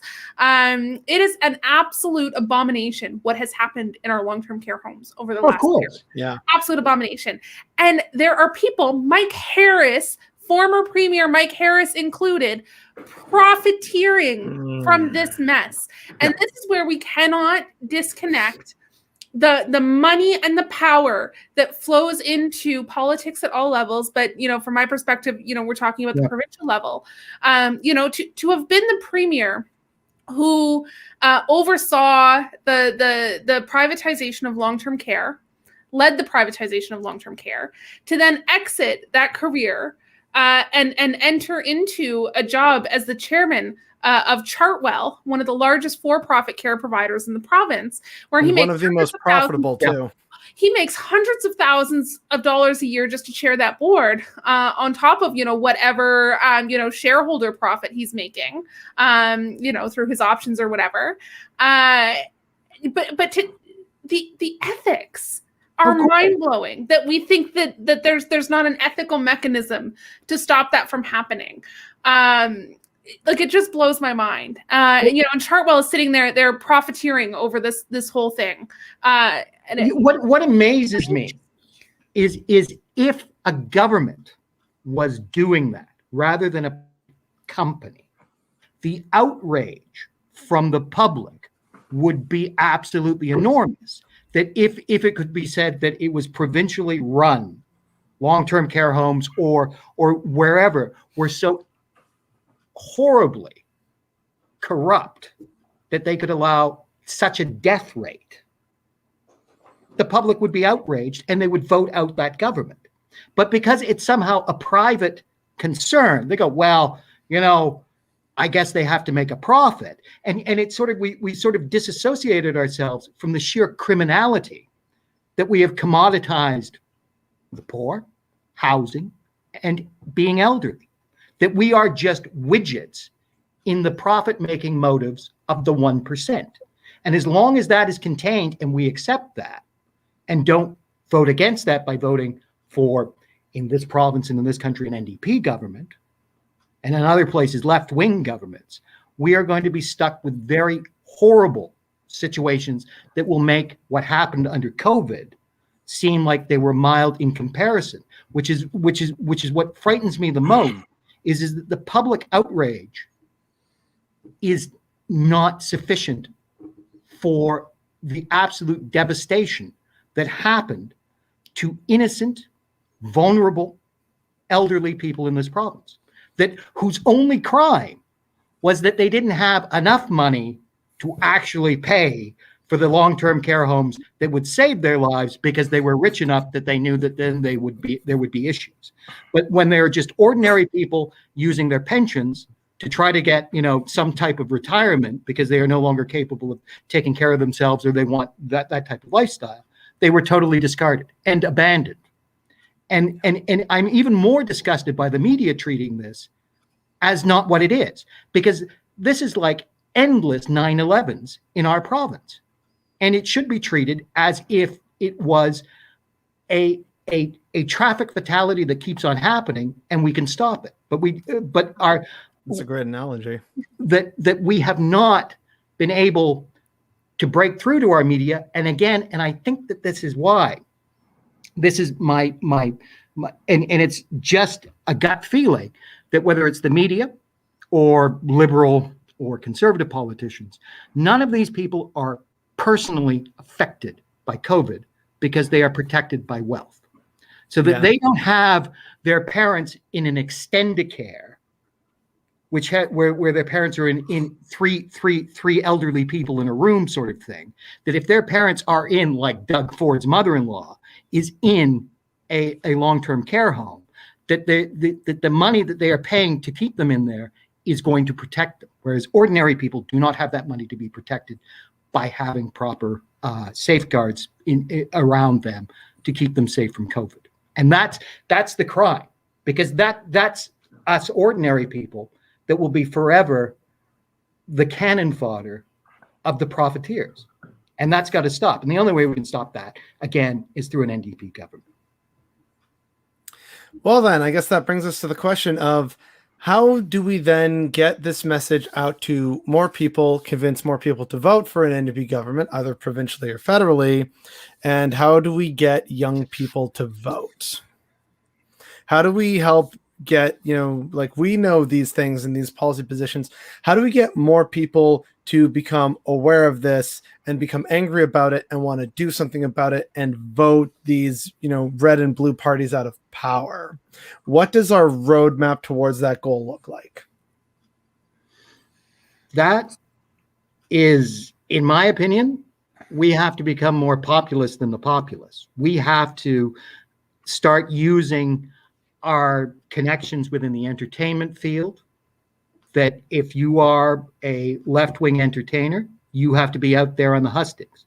And if you are a popular youth person that that we've identified, we have to put them out on the hustings. We have to get everybody connected as they did in the 1930s to a movement of workers, vulnerable people, minorities, all of those people, the majority of us who have been left out of the prosperity that the 1% stole from us. And that is, it's a major, we have to be revolutionary in our thoughts and pragmatic in the politics to bring it there. But it has to be a revolutionary sense. You have to engage people and excite the point that they realize it is either us or there is no future. It is not something that we can wait and say, well, you know what, we'll get them another 4 years, because this is the marking point. Because we all know this, even with the environmental crisis. If we don't fix this in 20 years' time, there will be no time. And that's why we have to make this. It has to be like the fight against Trump, that even though it was manipulated by people I dislike, but this idea that you build up a momentum where people look at Ford and go, Ford is the danger. Ford will take your retirement. Ford will make your life miserable. Ford will ensure that you never have a house, that you never have sick days. And you have to reinforce this as much as possible. And you have to get everybody involved, teachers, everybody, because everybody has skin in this game. And we have to become more militant with our unions and all of this stuff. But we have to also, and this is the problem, because once unions become militant, it seems to me that ordinary people that actually benefit from when unions actually win judgments and get better working conditions, that we have to make sure that they get the idea that they are part of this and that all of this fighting makes their lives better. And that's just the eternal fight. But it's got to be done, and it's got to be done in this election cycle. Suze? Yeah, I think my answer and maybe question back or challenge back to that is, as someone who identifies as an organizer, we have to be doing the organizing work on the ground in our communities. And as much as we need to be moving into these spaces where young people are, into digital spaces and meeting people where they're at and doing that engagement and that outreach in these new ways, my fear is, we go down a TikTok rabbit hole, devote our organizing effort to making TikTok videos and engaging with youth in exciting new ways, which, yes, we should be doing. But there needs to be a way to translate that to move people from an online conversation then into a voting booth. And if that organizing piece to move people from those digital spaces into riding associations and into a coalition of people that are going to knock on doors, and into young people that are going to fundraise in new and exciting ways so we can actually finance our campaigns. Because let's be honest, we need to stop, disiluding ourselves as young activists into thinking we can run winning, successful campaigns if we're not funded. But and so that organizing shift needs to happen. Young people need to be part of that. And so, it's both digital organizing, but on the ground organizing, and those things have to marry and work really well together. Agreed. I just want to say this quickly, and I mentioned this on the show last time I was on with Sean, that when my dad was alive, we were invited to attend the Poverty Action Committee here in Belleville. Now, and what's interesting is we sat through this meeting, and I went, you know what you have to do? Because they were doing these workshops and all of this stuff. I said, you have to be out there and registering people to vote even locally to politicize them. And they go, well, we can't be political. I'm going, poverty is political. Then you have no purpose. You have absolutely no purpose except to pay your wages, right? And this is the problem. If you have organizations that don't realize that they are political by the very nature, that if they are food banks, if they are all of those, that their job is to make themselves not necessary anymore, a redundancy in a prosperous, fair, and equal society. And that has got to be driven in to all of these organizations, in my opinion, that, it is very good that we are extending and helping and making sure that people are not drowning, but that the job also is to politicize people so that they have the tools, the political tools, to make sure that they will vote for political parties that will give them the proper tools and necessities to get a leg up in society. Yeah, I think one of the most dangerous things that the Liberal Party ever did was to depoliticize politics. Yeah. They have branded themselves as some sort of neutral ground that gets them elected by folks who, identify on the left and the right. And we joke that they're like blades of grass blowing whichever way the wind blows on the political spectrum, and they're not actually grounded in any values, any roots. And it's really interesting for me in the legislature because as politically opposite as I am from the Conservatives, it can actually be sometimes a lot easier to build interpersonal relationships with the Conservative members, because there is at least a sense of respect between Conservatives and New Democrats that we have values that we will not be swayed from. We have done the work internally to identify our core values and where we stand on them, and we don't see eye to eye on what those values are, but there is a certain level of respect that you have put a stake in the ground and said where you stand the same way that I do, and there's a level of respect there. The core value of the Liberal Party is to acquire and maintain power at all costs. And their drivers largely come, similarly to the Conservatives, from their financialized, upper class donor, ruling, and the roots of their party, and the old money that drives that. They've in recent years learned how to, brand that level of, neutrality, with things that they've stolen from actual leftists, but when it comes to in any sort of meaningful legislative way. But this idea that you can navigate your life apolitically baffles me. It just is an absurd concept to me as someone who's had to, fight tooth and nail politically for everything I've ever had in this life. I can't understand apolitical neutrality when the inequities that exist in our world exist. Yeah, you know what it is. Preach. Drink the tears. Yes. What it is it's not, they're the party of nothing, and they're the party of the politic aesthetic, and it's aesthetically a political party.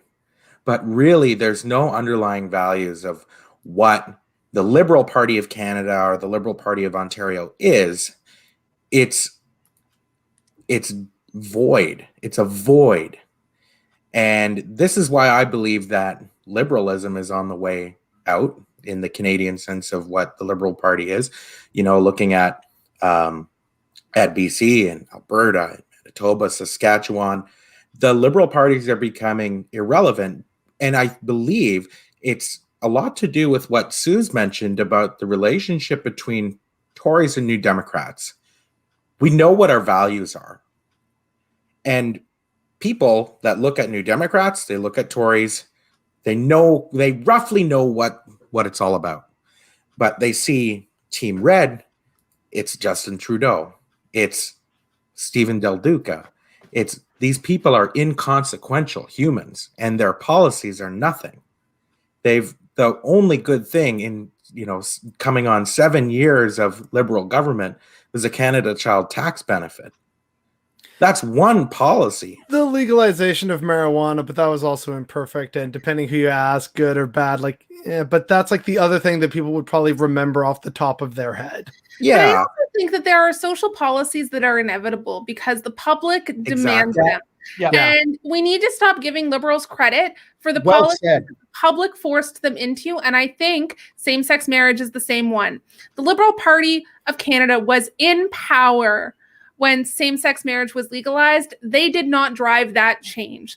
The public and in fact, it was labor unions who drove that change by fighting the court cases to be able to, assign your pension benefits to your spouse when you didn't have a legal marriage certificate to back that up. And it was the labor unions that went into the courtroom and fought for those rights and did the organizing and did the social movement piece. And made it so that it was, unpalpable to any government of the day to not finally move the yardstick on something that was so long overdue. And the Liberal Party has, by accident, been able to attribute itself to this brand of positive social change and progressiveness because they were accidentally in power at the same time that the public said, we will not stand for this change not to exist anymore. The sheer genius that the federal liberals were able to institute an austerity program in the 1990s.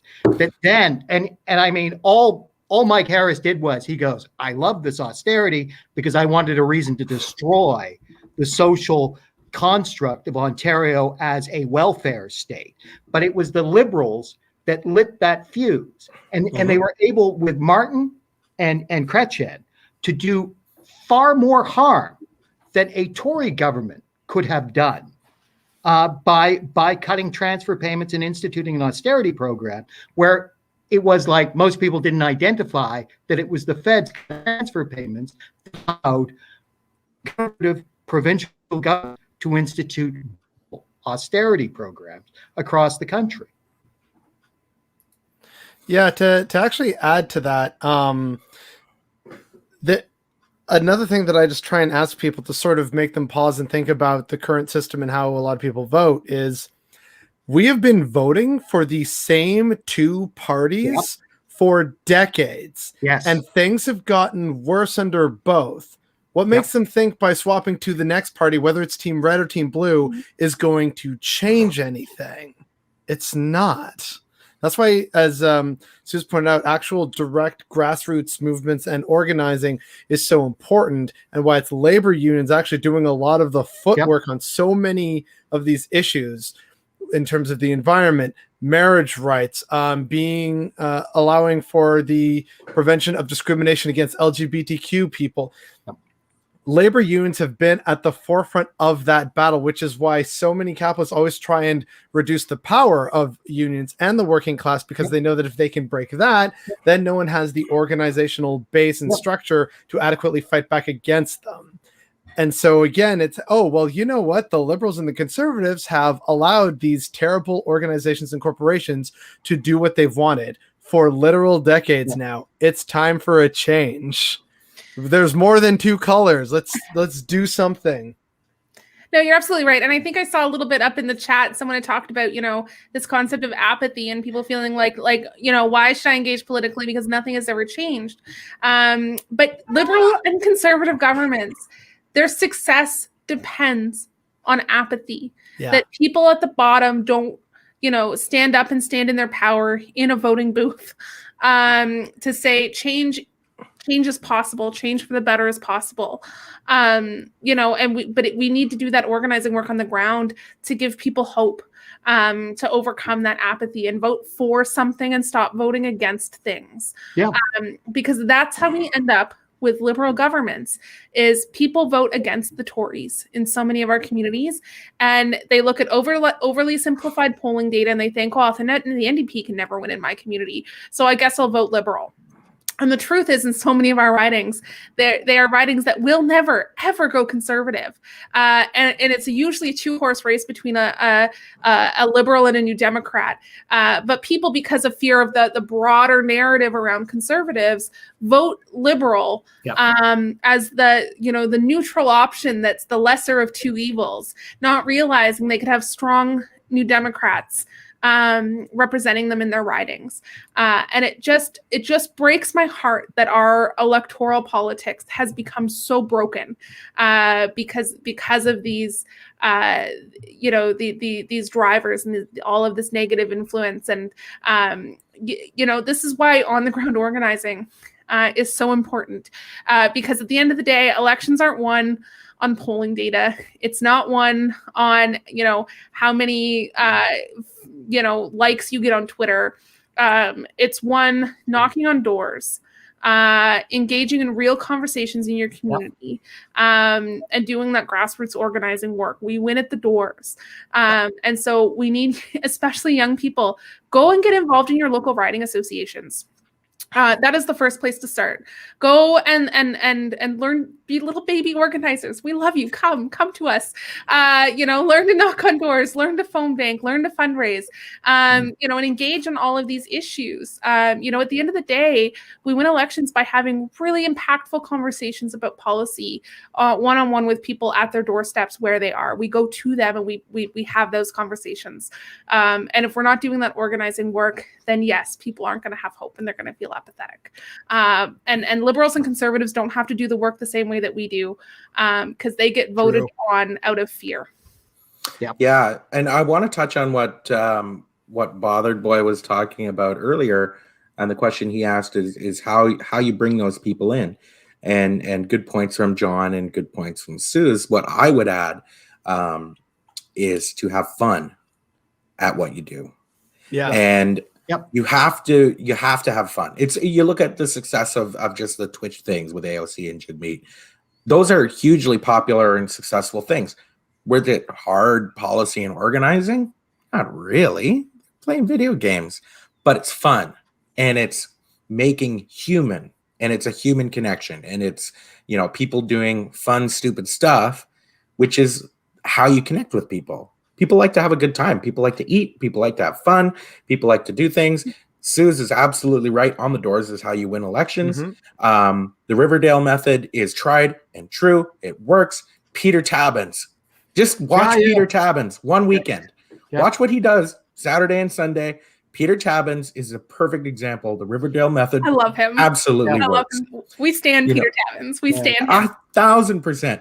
Also, the Institute for Change folks with the Gantz method. That's also an extremely worthwhile method of organizing. If you want to get really nerdy into organizing, we could do it a little bit. But those are two really, really successful things. That's the Olivia Chow School of Leadership at the Change Institute, and then the Riverdale model being the classic NDP go to the doors every single day method, which is really, really good. That's how you do it. But after you do the doors, my favorite is to marry them. Right. Yeah. So ICL Olivia Chow, Gann's method teaches you about narrative, right? And how to tell your stories.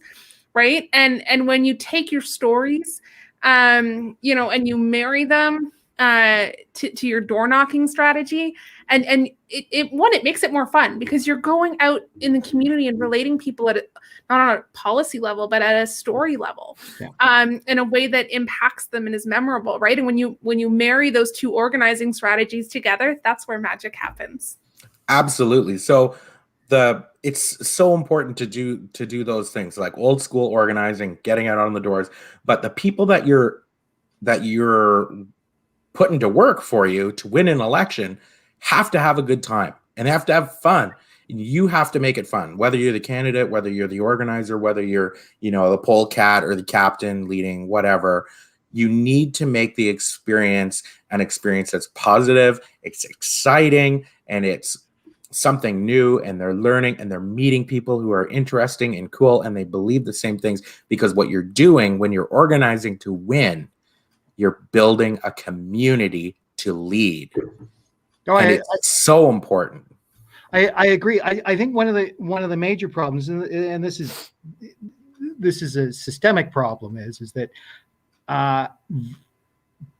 citizens no longer think of themselves as voters; they think of themselves as consumers, and that this becomes a major issue because they believe that choice is an idea of shopping rather than political choices, and that they have certain identities of where they are in an economic system that tells them where they should be voting, except somehow the left was pushed out of working class voting intentions because the politics of intolerance and envy and aspiration, and I say that in a negative sense, took over that political narrative, which is the hardest thing, because we can knock on as many doors as possible.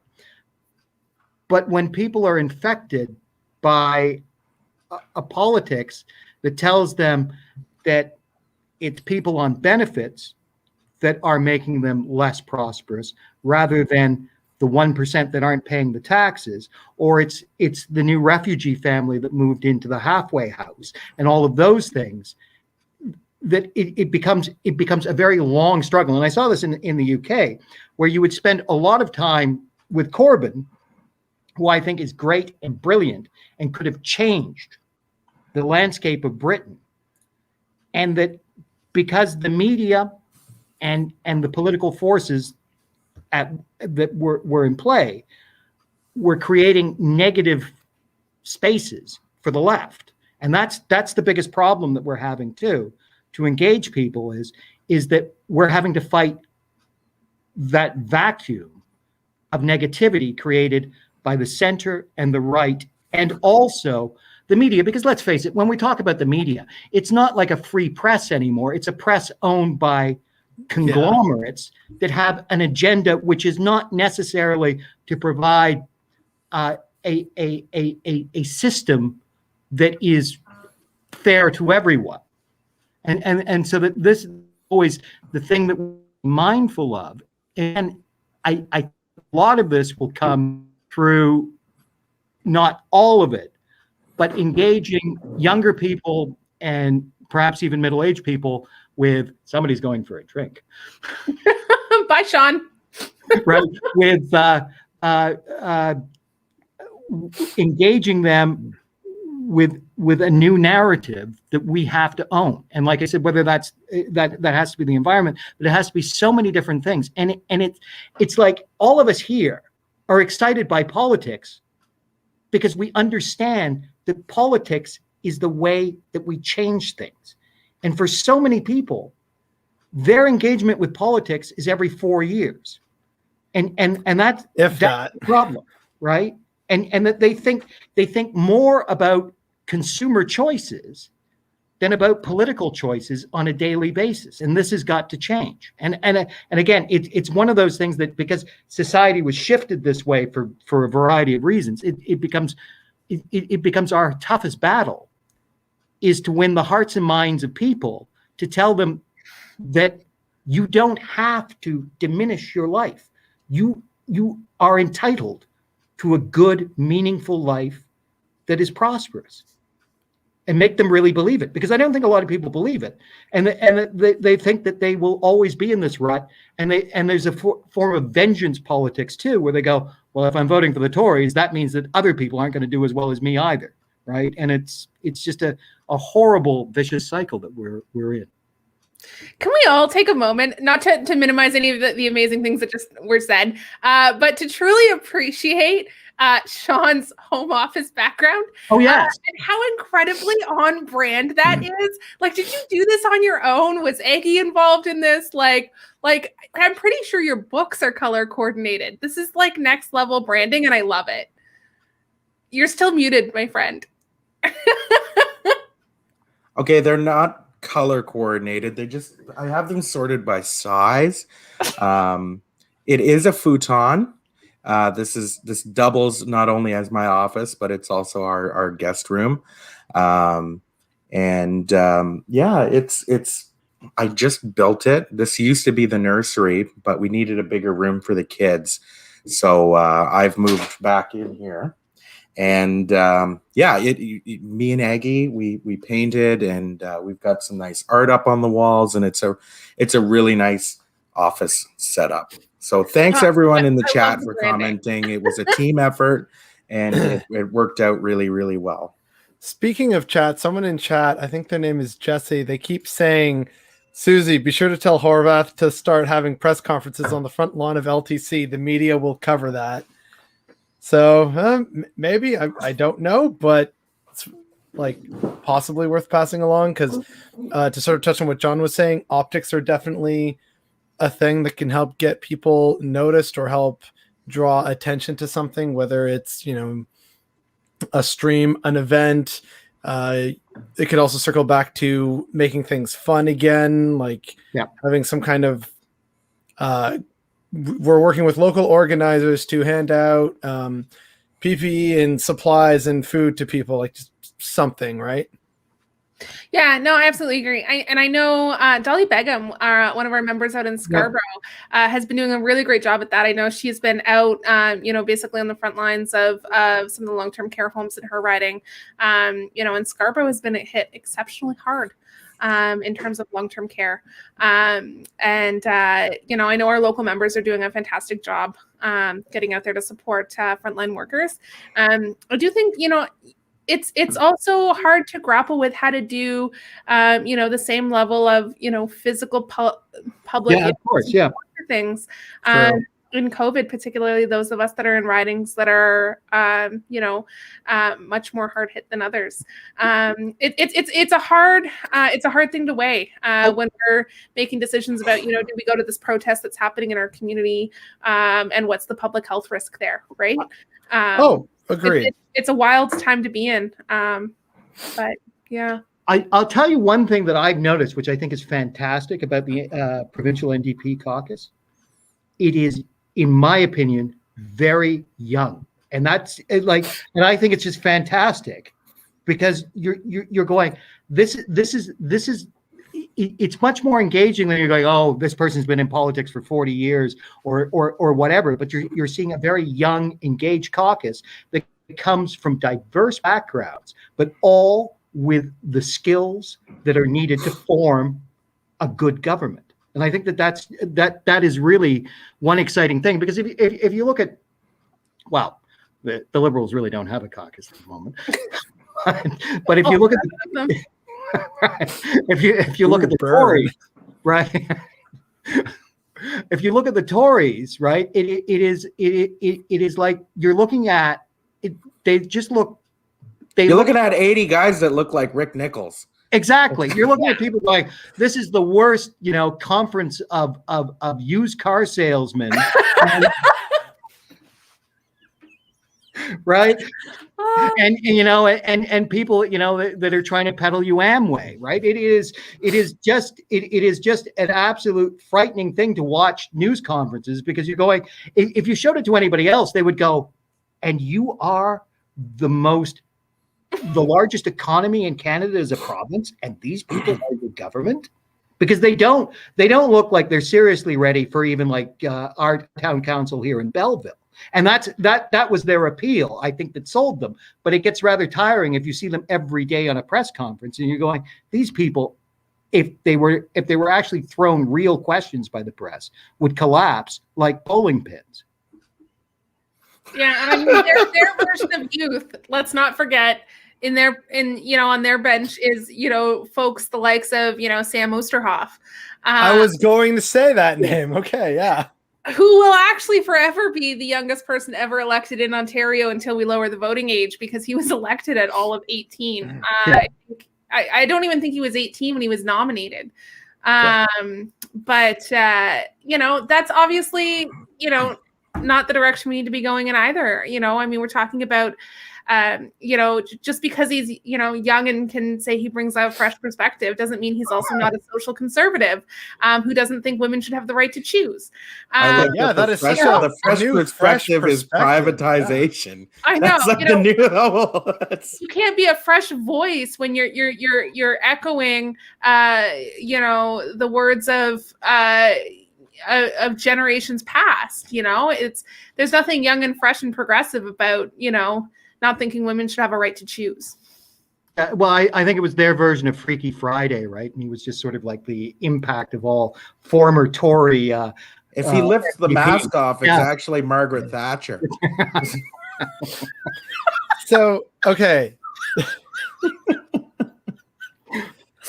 So that's brilliant. However, and while I'm having fun with this, I would also like to point out that Sam Oosterhoff was elected because he energized a good chunk of the conservative base, which is social conservative, or rather are social conservatives. Thankfully, they're a minority in Ontario, but that doesn't mean they still don't have power and influence within one of the two major parties that dominates the political sphere. And I think also the way in what he ran against, it was also kind of like a internal political struggle against what's his name, Patrick Brown, I think, when he was leading the party. There were some internal struggles happening around there. And so Sam Oosterhoff was also in many ways a rebel. So it was once again a protest vote. So, I can't speak for that constituency and how happy or unhappy they are with him and his performance. I guess only time in future elections will tell. Protesting grannies.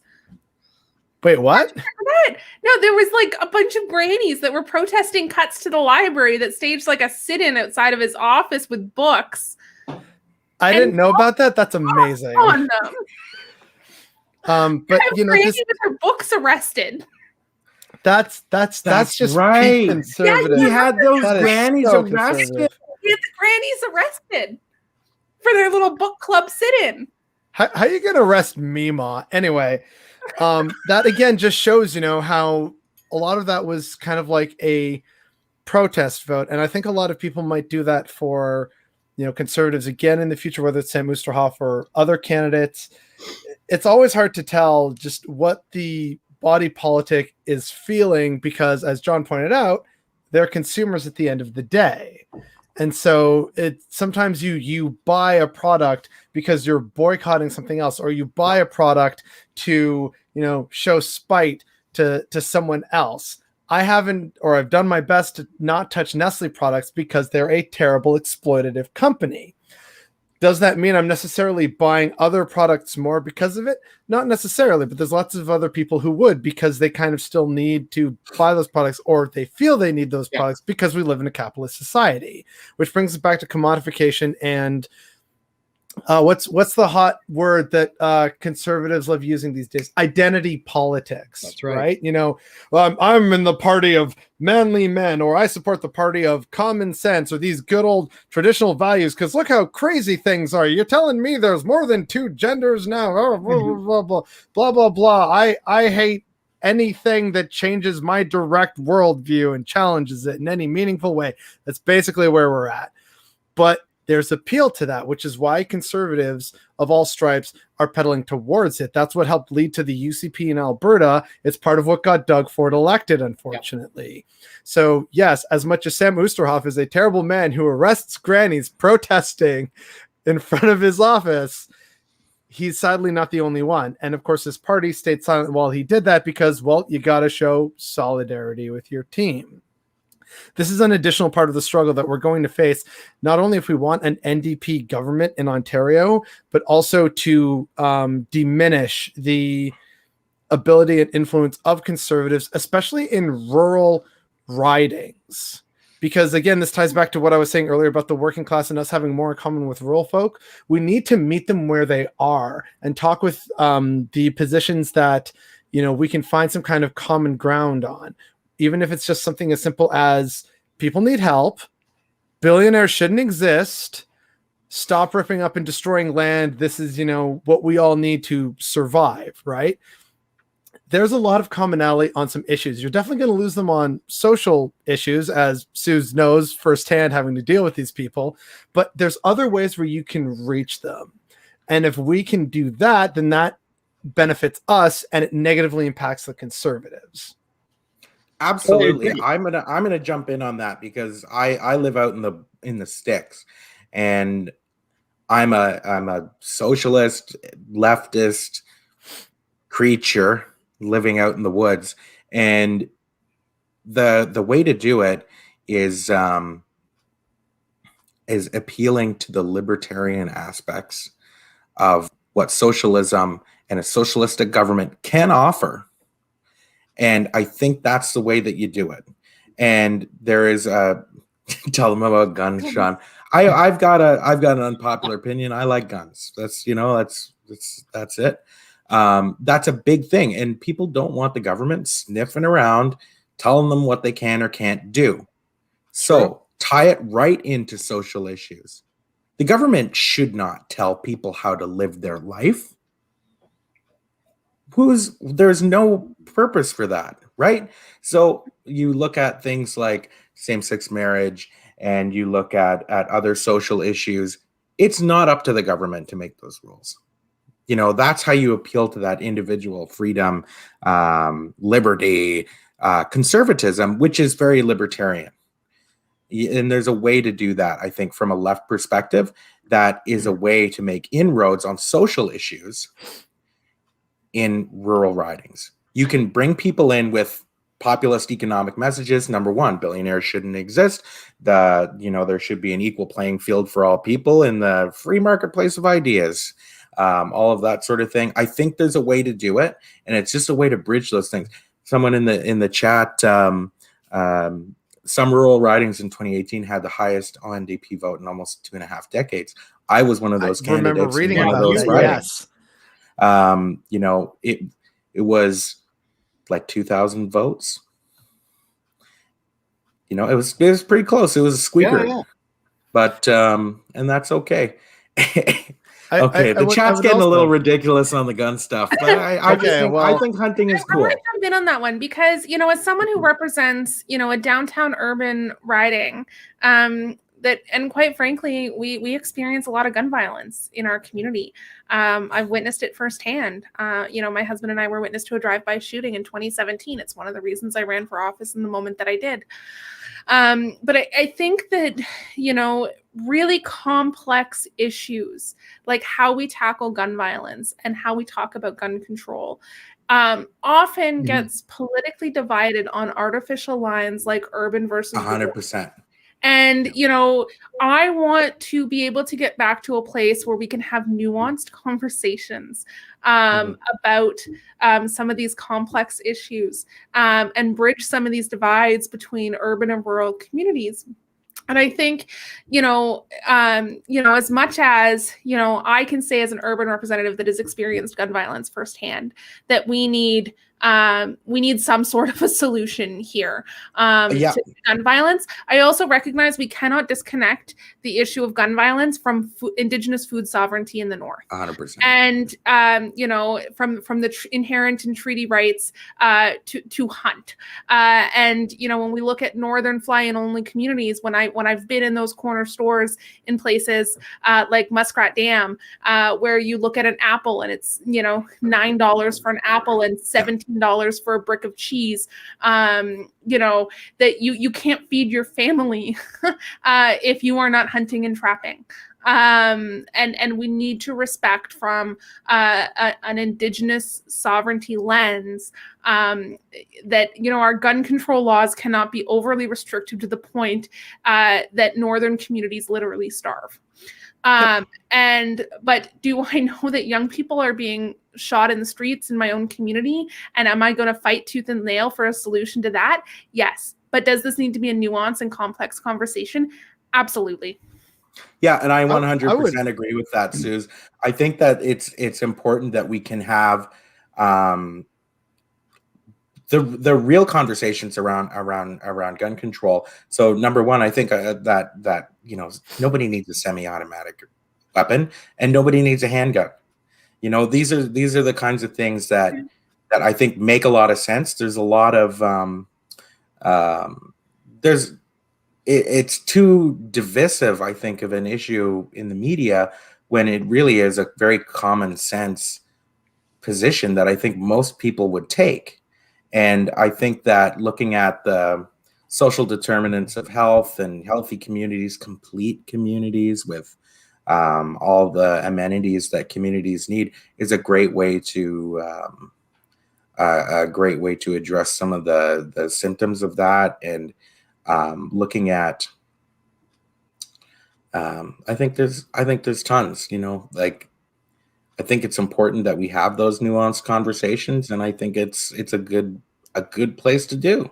I'm happy to come on a gun control debate with you and Suze anytime. Because again, like you, Sean, I like guns. I first learned to use them in the Royal Canadian Air Cadets. So I'm fine with having a very nuanced conversation and touch on how a lot of this stuff, it goes beyond just gun legislation, but also how our societies and the lack of supporting people and communities is also a direct part of this. But I feel like we're starting to get a bit more off track, and I want to bring it back actually to what you were saying earlier, Sean, about bridging that urban-rural divide and how you can talk to them about the libertarian aspects. 100% agreed. At the same time, at my workplace, I'm also having some success by pointing out to people, you know, it seems like voting for either of these two parties isn't really improving things. And then also hitting it from, well, you know, you say like, oh, geez, I'm working so hard and not getting enough pay. And it's, well, yeah, you know, this is why actually unions are a good thing. Now, I'm not organizing, right? Because that might be a bit of a problem. But in terms of just telling people, well, okay, so just pause for a second and think about why you're feeling you're not represented, and having these opportunities and feeling respected within a company, proper time off, paid off. Well, you know, there's solutions to that by these policies. And that gives me that you know, that very real visceral frustration with the current status. And, you know, I've been working at this job, you know, I'm a company man of, you know, 40 plus years, and it's still, you know, dreary and backbreaking, and they're working so hard. And yeah, I agree. And that shouldn't be diminished in any way. But then it gives you an out, or not an out, but rather an in, to say, well, you know, progressive labor policies can help change that. And you're not going to get that from voting for these two people that have allowed this problem to come up in the first place. I'm not telling them to vote NDP. I'm not saying that, you know, I'm a filthy communist and sees the means of production and everyone should have a union and we should all have co-ops and live happily ever after. I'm not saying any of that, but I'm putting the idea in their head of, you know what? That is kind of a good point of, you know, yeah, these guys haven't really had my back. They've let the other jobs go. And that's why our work group is so much more diminished. And it's not immigrants, it's people at the top and the people with the new Mercedes and putting brand new fancy TVs and projectors in their break rooms, and not, say, adding pay for their workers, you know, and additional protections and coverage and benefits and pensions and stock options and things like that, by just pointing out to them that, you know, oh, you want better, like, I'm not saying you're not working hard. Yeah, you're right to be angry that you're working so hard. And it just seems like you're spinning your wheels despite working so hard. Well, you know what could change that? Socialism. You know what's really interesting, and this is because I technically live in a rural area, being Belleville, but it's a state of mind here. But That'll be the T-shirt. A Belleville state of mind.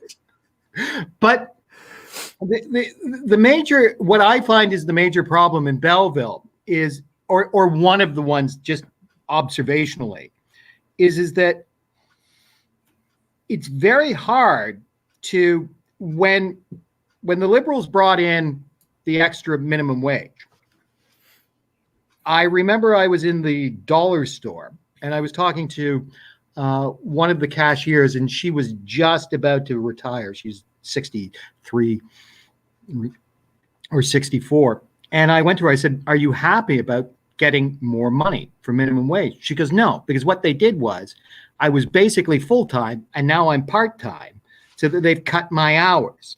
And because there was no provision by the government to say, you know what, we're going to increase the minimum wage and we're going to protect your right to a 37.5-hour work week, it meant that people felt that they were being screwed over by the government that was trying to give them a do-good policy that actually made them less well off than if they were under the old minimum wage and were on a 37.5-hour work hour. And it was also, they had also cut their hours too, because it was the idea that they didn't want to pay them the 3-day sick days, right? And this is the dollar store, which is a major corporation traded on the stock market, and that they were going to nickel and dime their employees rather than pay out, which would have been provincially probably an extra $10 million in wages per year, or something so minimalistic, because they had to report back to their stockholders. And in a rural community, it's very hard to explain to people because they have nowhere else to find another job. It's either the dollar store, or it's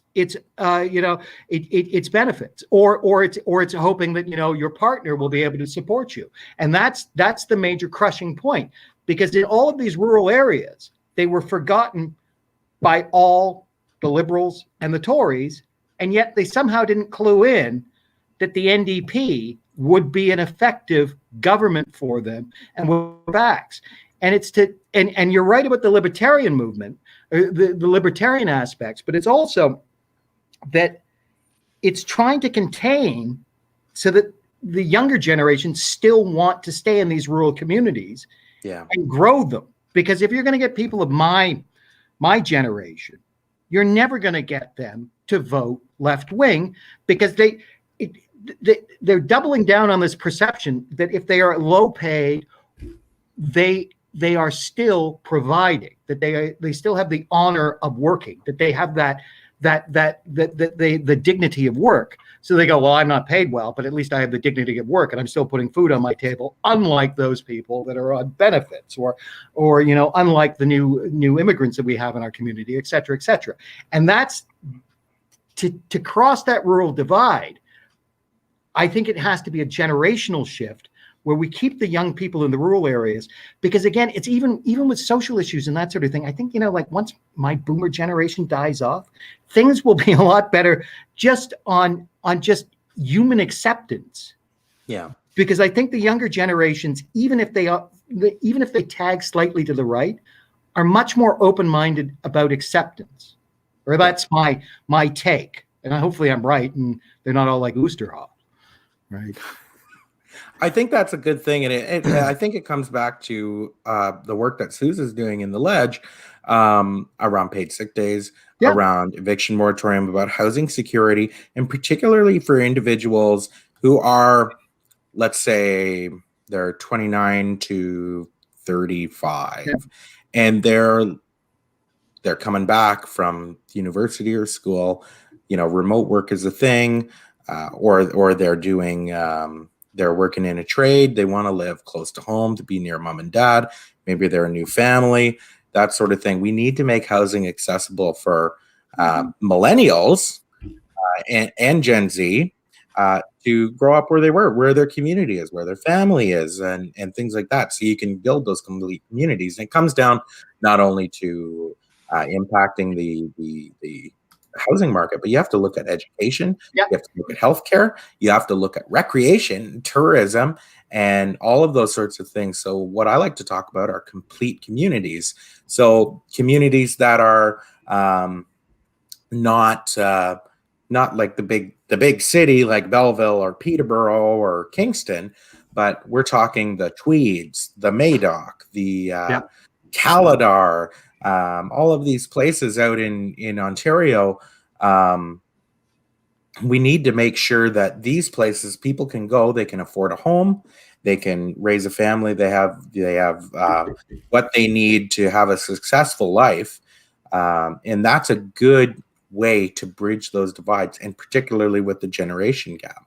I just want to say this quickly because it came to my mind, and I think it's really important because I think that we have to make tuition free, because I think it is a horrible disadvantage for many young people, because you'll have certain parents that are able to pay the way, so that they're starting out careers without debt, and then you have other which are the majority of young people that are going off to university or college, that are walking away with large debts. They might not be like the debts in the US, but they are still substantial, and they will prevent you from getting ahead, getting a house, getting all of these things, or even being able to afford your own apartment to get you out to where you want to be in your career. And that's an essential thing. And again, it seems to me like it's a no-brainer. You have tuition's free, but you have a taxation system that means that if you are making more money, you pay more taxes. So that if your degree in engineering got you the $120,000 job to start with or whatever, you're going to be paying more taxes. And that's the fair deal. And if your English degree only got you a job in journalism or something that was much less, the payment was much less, then you will pay less tax, sort of thing. And that's just the way in my opinion, it has to be. And there also has to be, for everybody that actually has student debt now, it has to be all written off. It's the student debt is oppressive. Like I have to tell you, my husband completed his PhD a few years back. He's working in retail right now. Yeah. He has a PhD in physiology, pharmacology. He's a cell biologist, published, academic, and he works in retail. And our combined student debt, we're only partway through it, but our combined student debt together out of school was about $100,000. Yeah. Young people these days cannot overcome that debt. I earn an MPP salary. Yeah. Student debt hangs over my head. Yeah. As a something that is financially difficult for us to manage. It's outrageous to think that young people these days can carry that kind of debt when our minimum wage is $14 an hour. Yeah. And they're leaving school with master's degrees and PhDs. And going to work part-time hours in the mall. We have left an entire generation behind, and it's heartbreaking. Of course, I agree. Yeah. Yeah. And it will, what it does is it builds up resentment, and it builds up anger, and it causes mental health issues and all of these things. And like you said, we've lost a generation. And when you add on top of that COVID and what that has done, for the past year, and it's going to, regardless of what people say, that we're not going to get back onto our feet, basically, even though it will clear up, but it will take at least another year for us to get back to our sea legs and some sort of sense of real normality. All of that means that the younger generations have lost out so much on earning potential, on education, and yet they still have student debt to worry about. They still have the cost of tuition to worry about, and that should have been all. Yeah. Well, we also, you have to think about everything that millennials as a group have gone through. People wonder why, our age group struggles so much, why we have such high rates of mental health issues. We're talking about a generation that came of age as young teenagers. The first news we ever remember watching was a live terrorist attack on TV. And I was 13 when that happened. Yeah. Our first memories of participating socially in the world was watching a live terrorist attack on TV. We then were sold a bill of goods. The social expectation for us was that we were going to do nothing and achieve nothing and succeed at nothing in life if we did not go to university and get a post-secondary degree. So we did whatever we had to do to go off to university and college and attain our post-secondary degrees. We took out obscene amounts of debt to do it because we were instructed by everything socially that said, you must do this or you will fail at life. Yep. We graduated, many of us around, 2006, 2008. What happened that year? Tell me what economic situation we graduated into, and we're trying to enter into the workforce under. Well, the greatest economic collapse and recession since the Great Depression. Yep. So you now have young people straddled with debt who are going into, their second, major historical event in their lives, and then to watch us try to enter into our careers where, baby boomers weren't retiring and leaving the workplace because their pensions went down the drain in 2008. Our career mobility was really limited. We're struggling to pay down our student debt. Well, the housing crisis is evolving around us. We can't set aside. We're too strapped down in debt to ever even think about setting aside money for home ownership. Yeah. And then just as millennials as a generation are kind of starting to get their feet under them, starting to move up into management level positions in their organizations. Some of us have started being able to buy homes. Maybe we had an uncle who passed away and left us enough inheritance for that down payment. I mean, the only people I know my age that own homes, so because of down payment assistance from a family member that's passed away, or from their parents. Let's be honest. And we started having kids. Well, now you've got millennials that are caring for elderly parents that are in long-term care, have toddlers running around our homes, and are now going into the second year of a global pandemic, trying to work from home and manage, three, or in Sean's case, two. I don't have kids. In Sean's case, twin baby girls, or kids trying to do online school, while trying to work from home. And it feels like every single day you're living through a new piece of a major historical event as it's happening. Yep. Every day is a new nightmare. Yeah. Every day is a new nightmare. Like the Jennifer, like when you start to piece together the trajectory of millennials as a generation and the collective shared trauma, and the financial obstacles that have been put in front of an entire generation that will never succeed or attain the same wealth as any other generation. Gee, I wonder why socialism is popular with millennials and the generation under us, known as Zoomers. Huh. Why? I can't put my finger on it. Anyway, thank you for indulging my rant on the plight of the millennial generation. Like I've said, you are welcome to take over my channel whenever you want.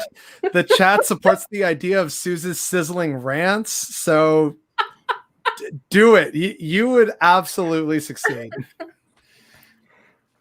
I think it's I think we've had a couple of good pieces here, and maybe I'll lighten it up because I have a question for Suze.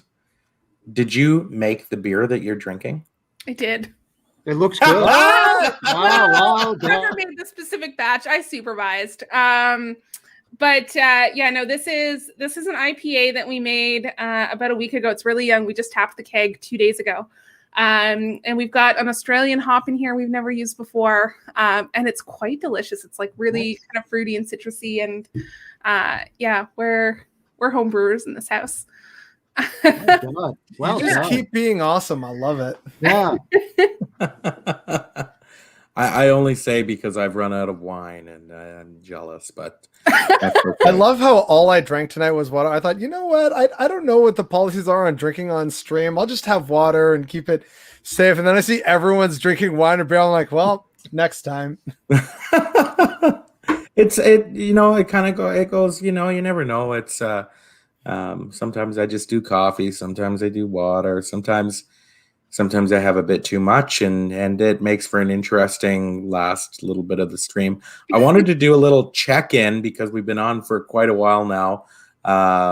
Maybe it's about time to wrap things up. It's about 10:30.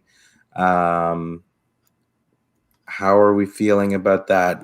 Chat, we got a great show, so I think it maybe feels like an appropriate time to say goodnight. I want to thank everyone. We had a ton of people on tonight. Great stuff in the chat. I want to thank John and Suze and Bothered Boy. Make sure you cook down this stream and inject it into my veins. I'll leave this stream up on the YouTube, Jesse B. We'll leave it up on the YouTube. There were some comments there. I put the streams on unlisted because YouTube doesn't like it for some reason if you leave the live streams up. I think I'll turn them on if you want to go look in the last couple of weeks. I think this is week 7. Yeah, you I'm started. not sure. You In started January. the first weekend after the first Saturday after New Year's. That's right. It was New Year's a new Day. project. Yeah. Say yeah, I'll do some clips. There was some good stuff. We're gonna do a super cut of all of Suze's rants, which will be great. That'll be a fun thing for me to work on tomorrow. Thanks everyone out in the chat. I think we'll be seeing more of Suze even out west. Yeah, Conman's out in Saskatchewan. Simulcast at TikTok and Twitch. I will consider simultaneously casting this to Twitch. I will consider it. I am an older millennial, and there's a lot going on here right now. I bought a ring light and I have a podcasting microphone. Everything's moving along hunky dory here in the tech world. There you go. But yeah, we'll see what's happening. Was my dad the oldest podcaster at 95? Quite possibly. Yeah, I just thought about that now. Chad, can we get on this research? Was Harry Leslie Smith the oldest podcaster at 95? This is your homework till next week. There won't be a prize. No prize. No prize. A pint of beer from That's the Morrison right, yeah. household. Yeah. Suze's bootlegging. Oh, that Oh, post media will love that. Wait till Brian Lilly hears about Oh this. yes. Oh, and I'll tell you this, and I know somebody, and I can tell. I don't have to listen to what Brian Lilly says because his talking points are all Brian Lilly's talking points. So he'll phone up and I go, "What about this?" And I'm going, "It's like I said, if I wanted to read The Sun, I'd buy The Sun." And it just amazes me how people can regurgitate talking points as if they're making an argument themselves when they're actually just regurgitating the talking points of the Conservative Party. It's like they get the message box and they just go for it. Whole hog. It's always really funny. And who's the other one? Anthony Fury. Yeah. Or is that the premier of Newfoundland? No, is it? Sue Ann Levy. There's another, yeah. Okay, sorry, John. Ida Schuster is 101 years old. Oof. Okay. Yeah. Yeah, but what type of podcast? She's not a socialist, and we don't I know. care. It's like, That's what he said. Ida Schuster for the Republicans. Right? Yeah. Okay, I think we can say goodbye here. Any last words from anyone? I just want to thank everyone for tuning in. It was great to meet both John and Suze. This was very fun. Thank you for inviting me. My first real sort of proper podcast format where I'm not just like with friends on something. So this felt really different and good. I want to thank everyone in chat for being here. I want to thank my friends and family for watching. And I hope we can do this again at some point. This was a lot of fun, very informative, took some notes. So this has been fun. Yeah, I had a great time, and I'm glad that I met everyone, and then I hope to see you all very soon somewhere. And like I said, Suze, if you ever need me to knock on doors and you're riding, I'll be there for the election. Yeah. Hey, there you go. I'll come down too. John and I'll do a pub crawl before we go. Exactly. No. John, you're just knocking on your own doors in Peterborough. I don't ever want to see you in Toronto Centre during an election because I want you knocking on your own doors in Peterborough because we are getting you into that legislature come hell or high water. Yes, that would be good to see him in there. I think that was one of the saddest moments for me on election night. When you're on this high because like you've done something impossible and we won, and then I had to scroll through the list of ridings of all of the folks that I had built these amazing relationships with as candidates, it's heartbreaking when you realize you're going on this next journey and the folks that won't be joining you. And I think your name when I was scrolling through that list was one of the saddest. I was just so heartbroken that you weren't going to be bringing your voice into the legislature because you fought so hard for that seat. Your voice would have brought so much into that chamber. 2022, you're knocking on doors in Peterborough, and I will come knock on doors with you, is the point of that story. But thank you so much for bringing us together tonight. Honestly, this was a blast, and I'm definitely down to do it again. Yeah, it's been a lot of fun. Thanks so much for coming on, folks. And definitely we'll do this again. Next week, I believe we have J.A. Smith, host of the Popular Show over in the UK, who is a left-wing populist and author of the book Other People's Politics, fantastic critique of third-way labor, and kind of breaking down Brexit and Donald Trump and Nigel Farage and all those wonderful that's things. going to be a really good show. Maybe John, might want to come back for that one, but we'll talk. I'm available. It's the pandemic has really cut down on my social. But thanks everyone for tuning in. We're gonna say goodnight here. Make sure you subscribe, hit the like, and hit the bell icon I've been told to do to get notifications for when we go live and new content. We'll have some clips up soon. Thanks everyone. Take care. Thank you. Bye. Bye.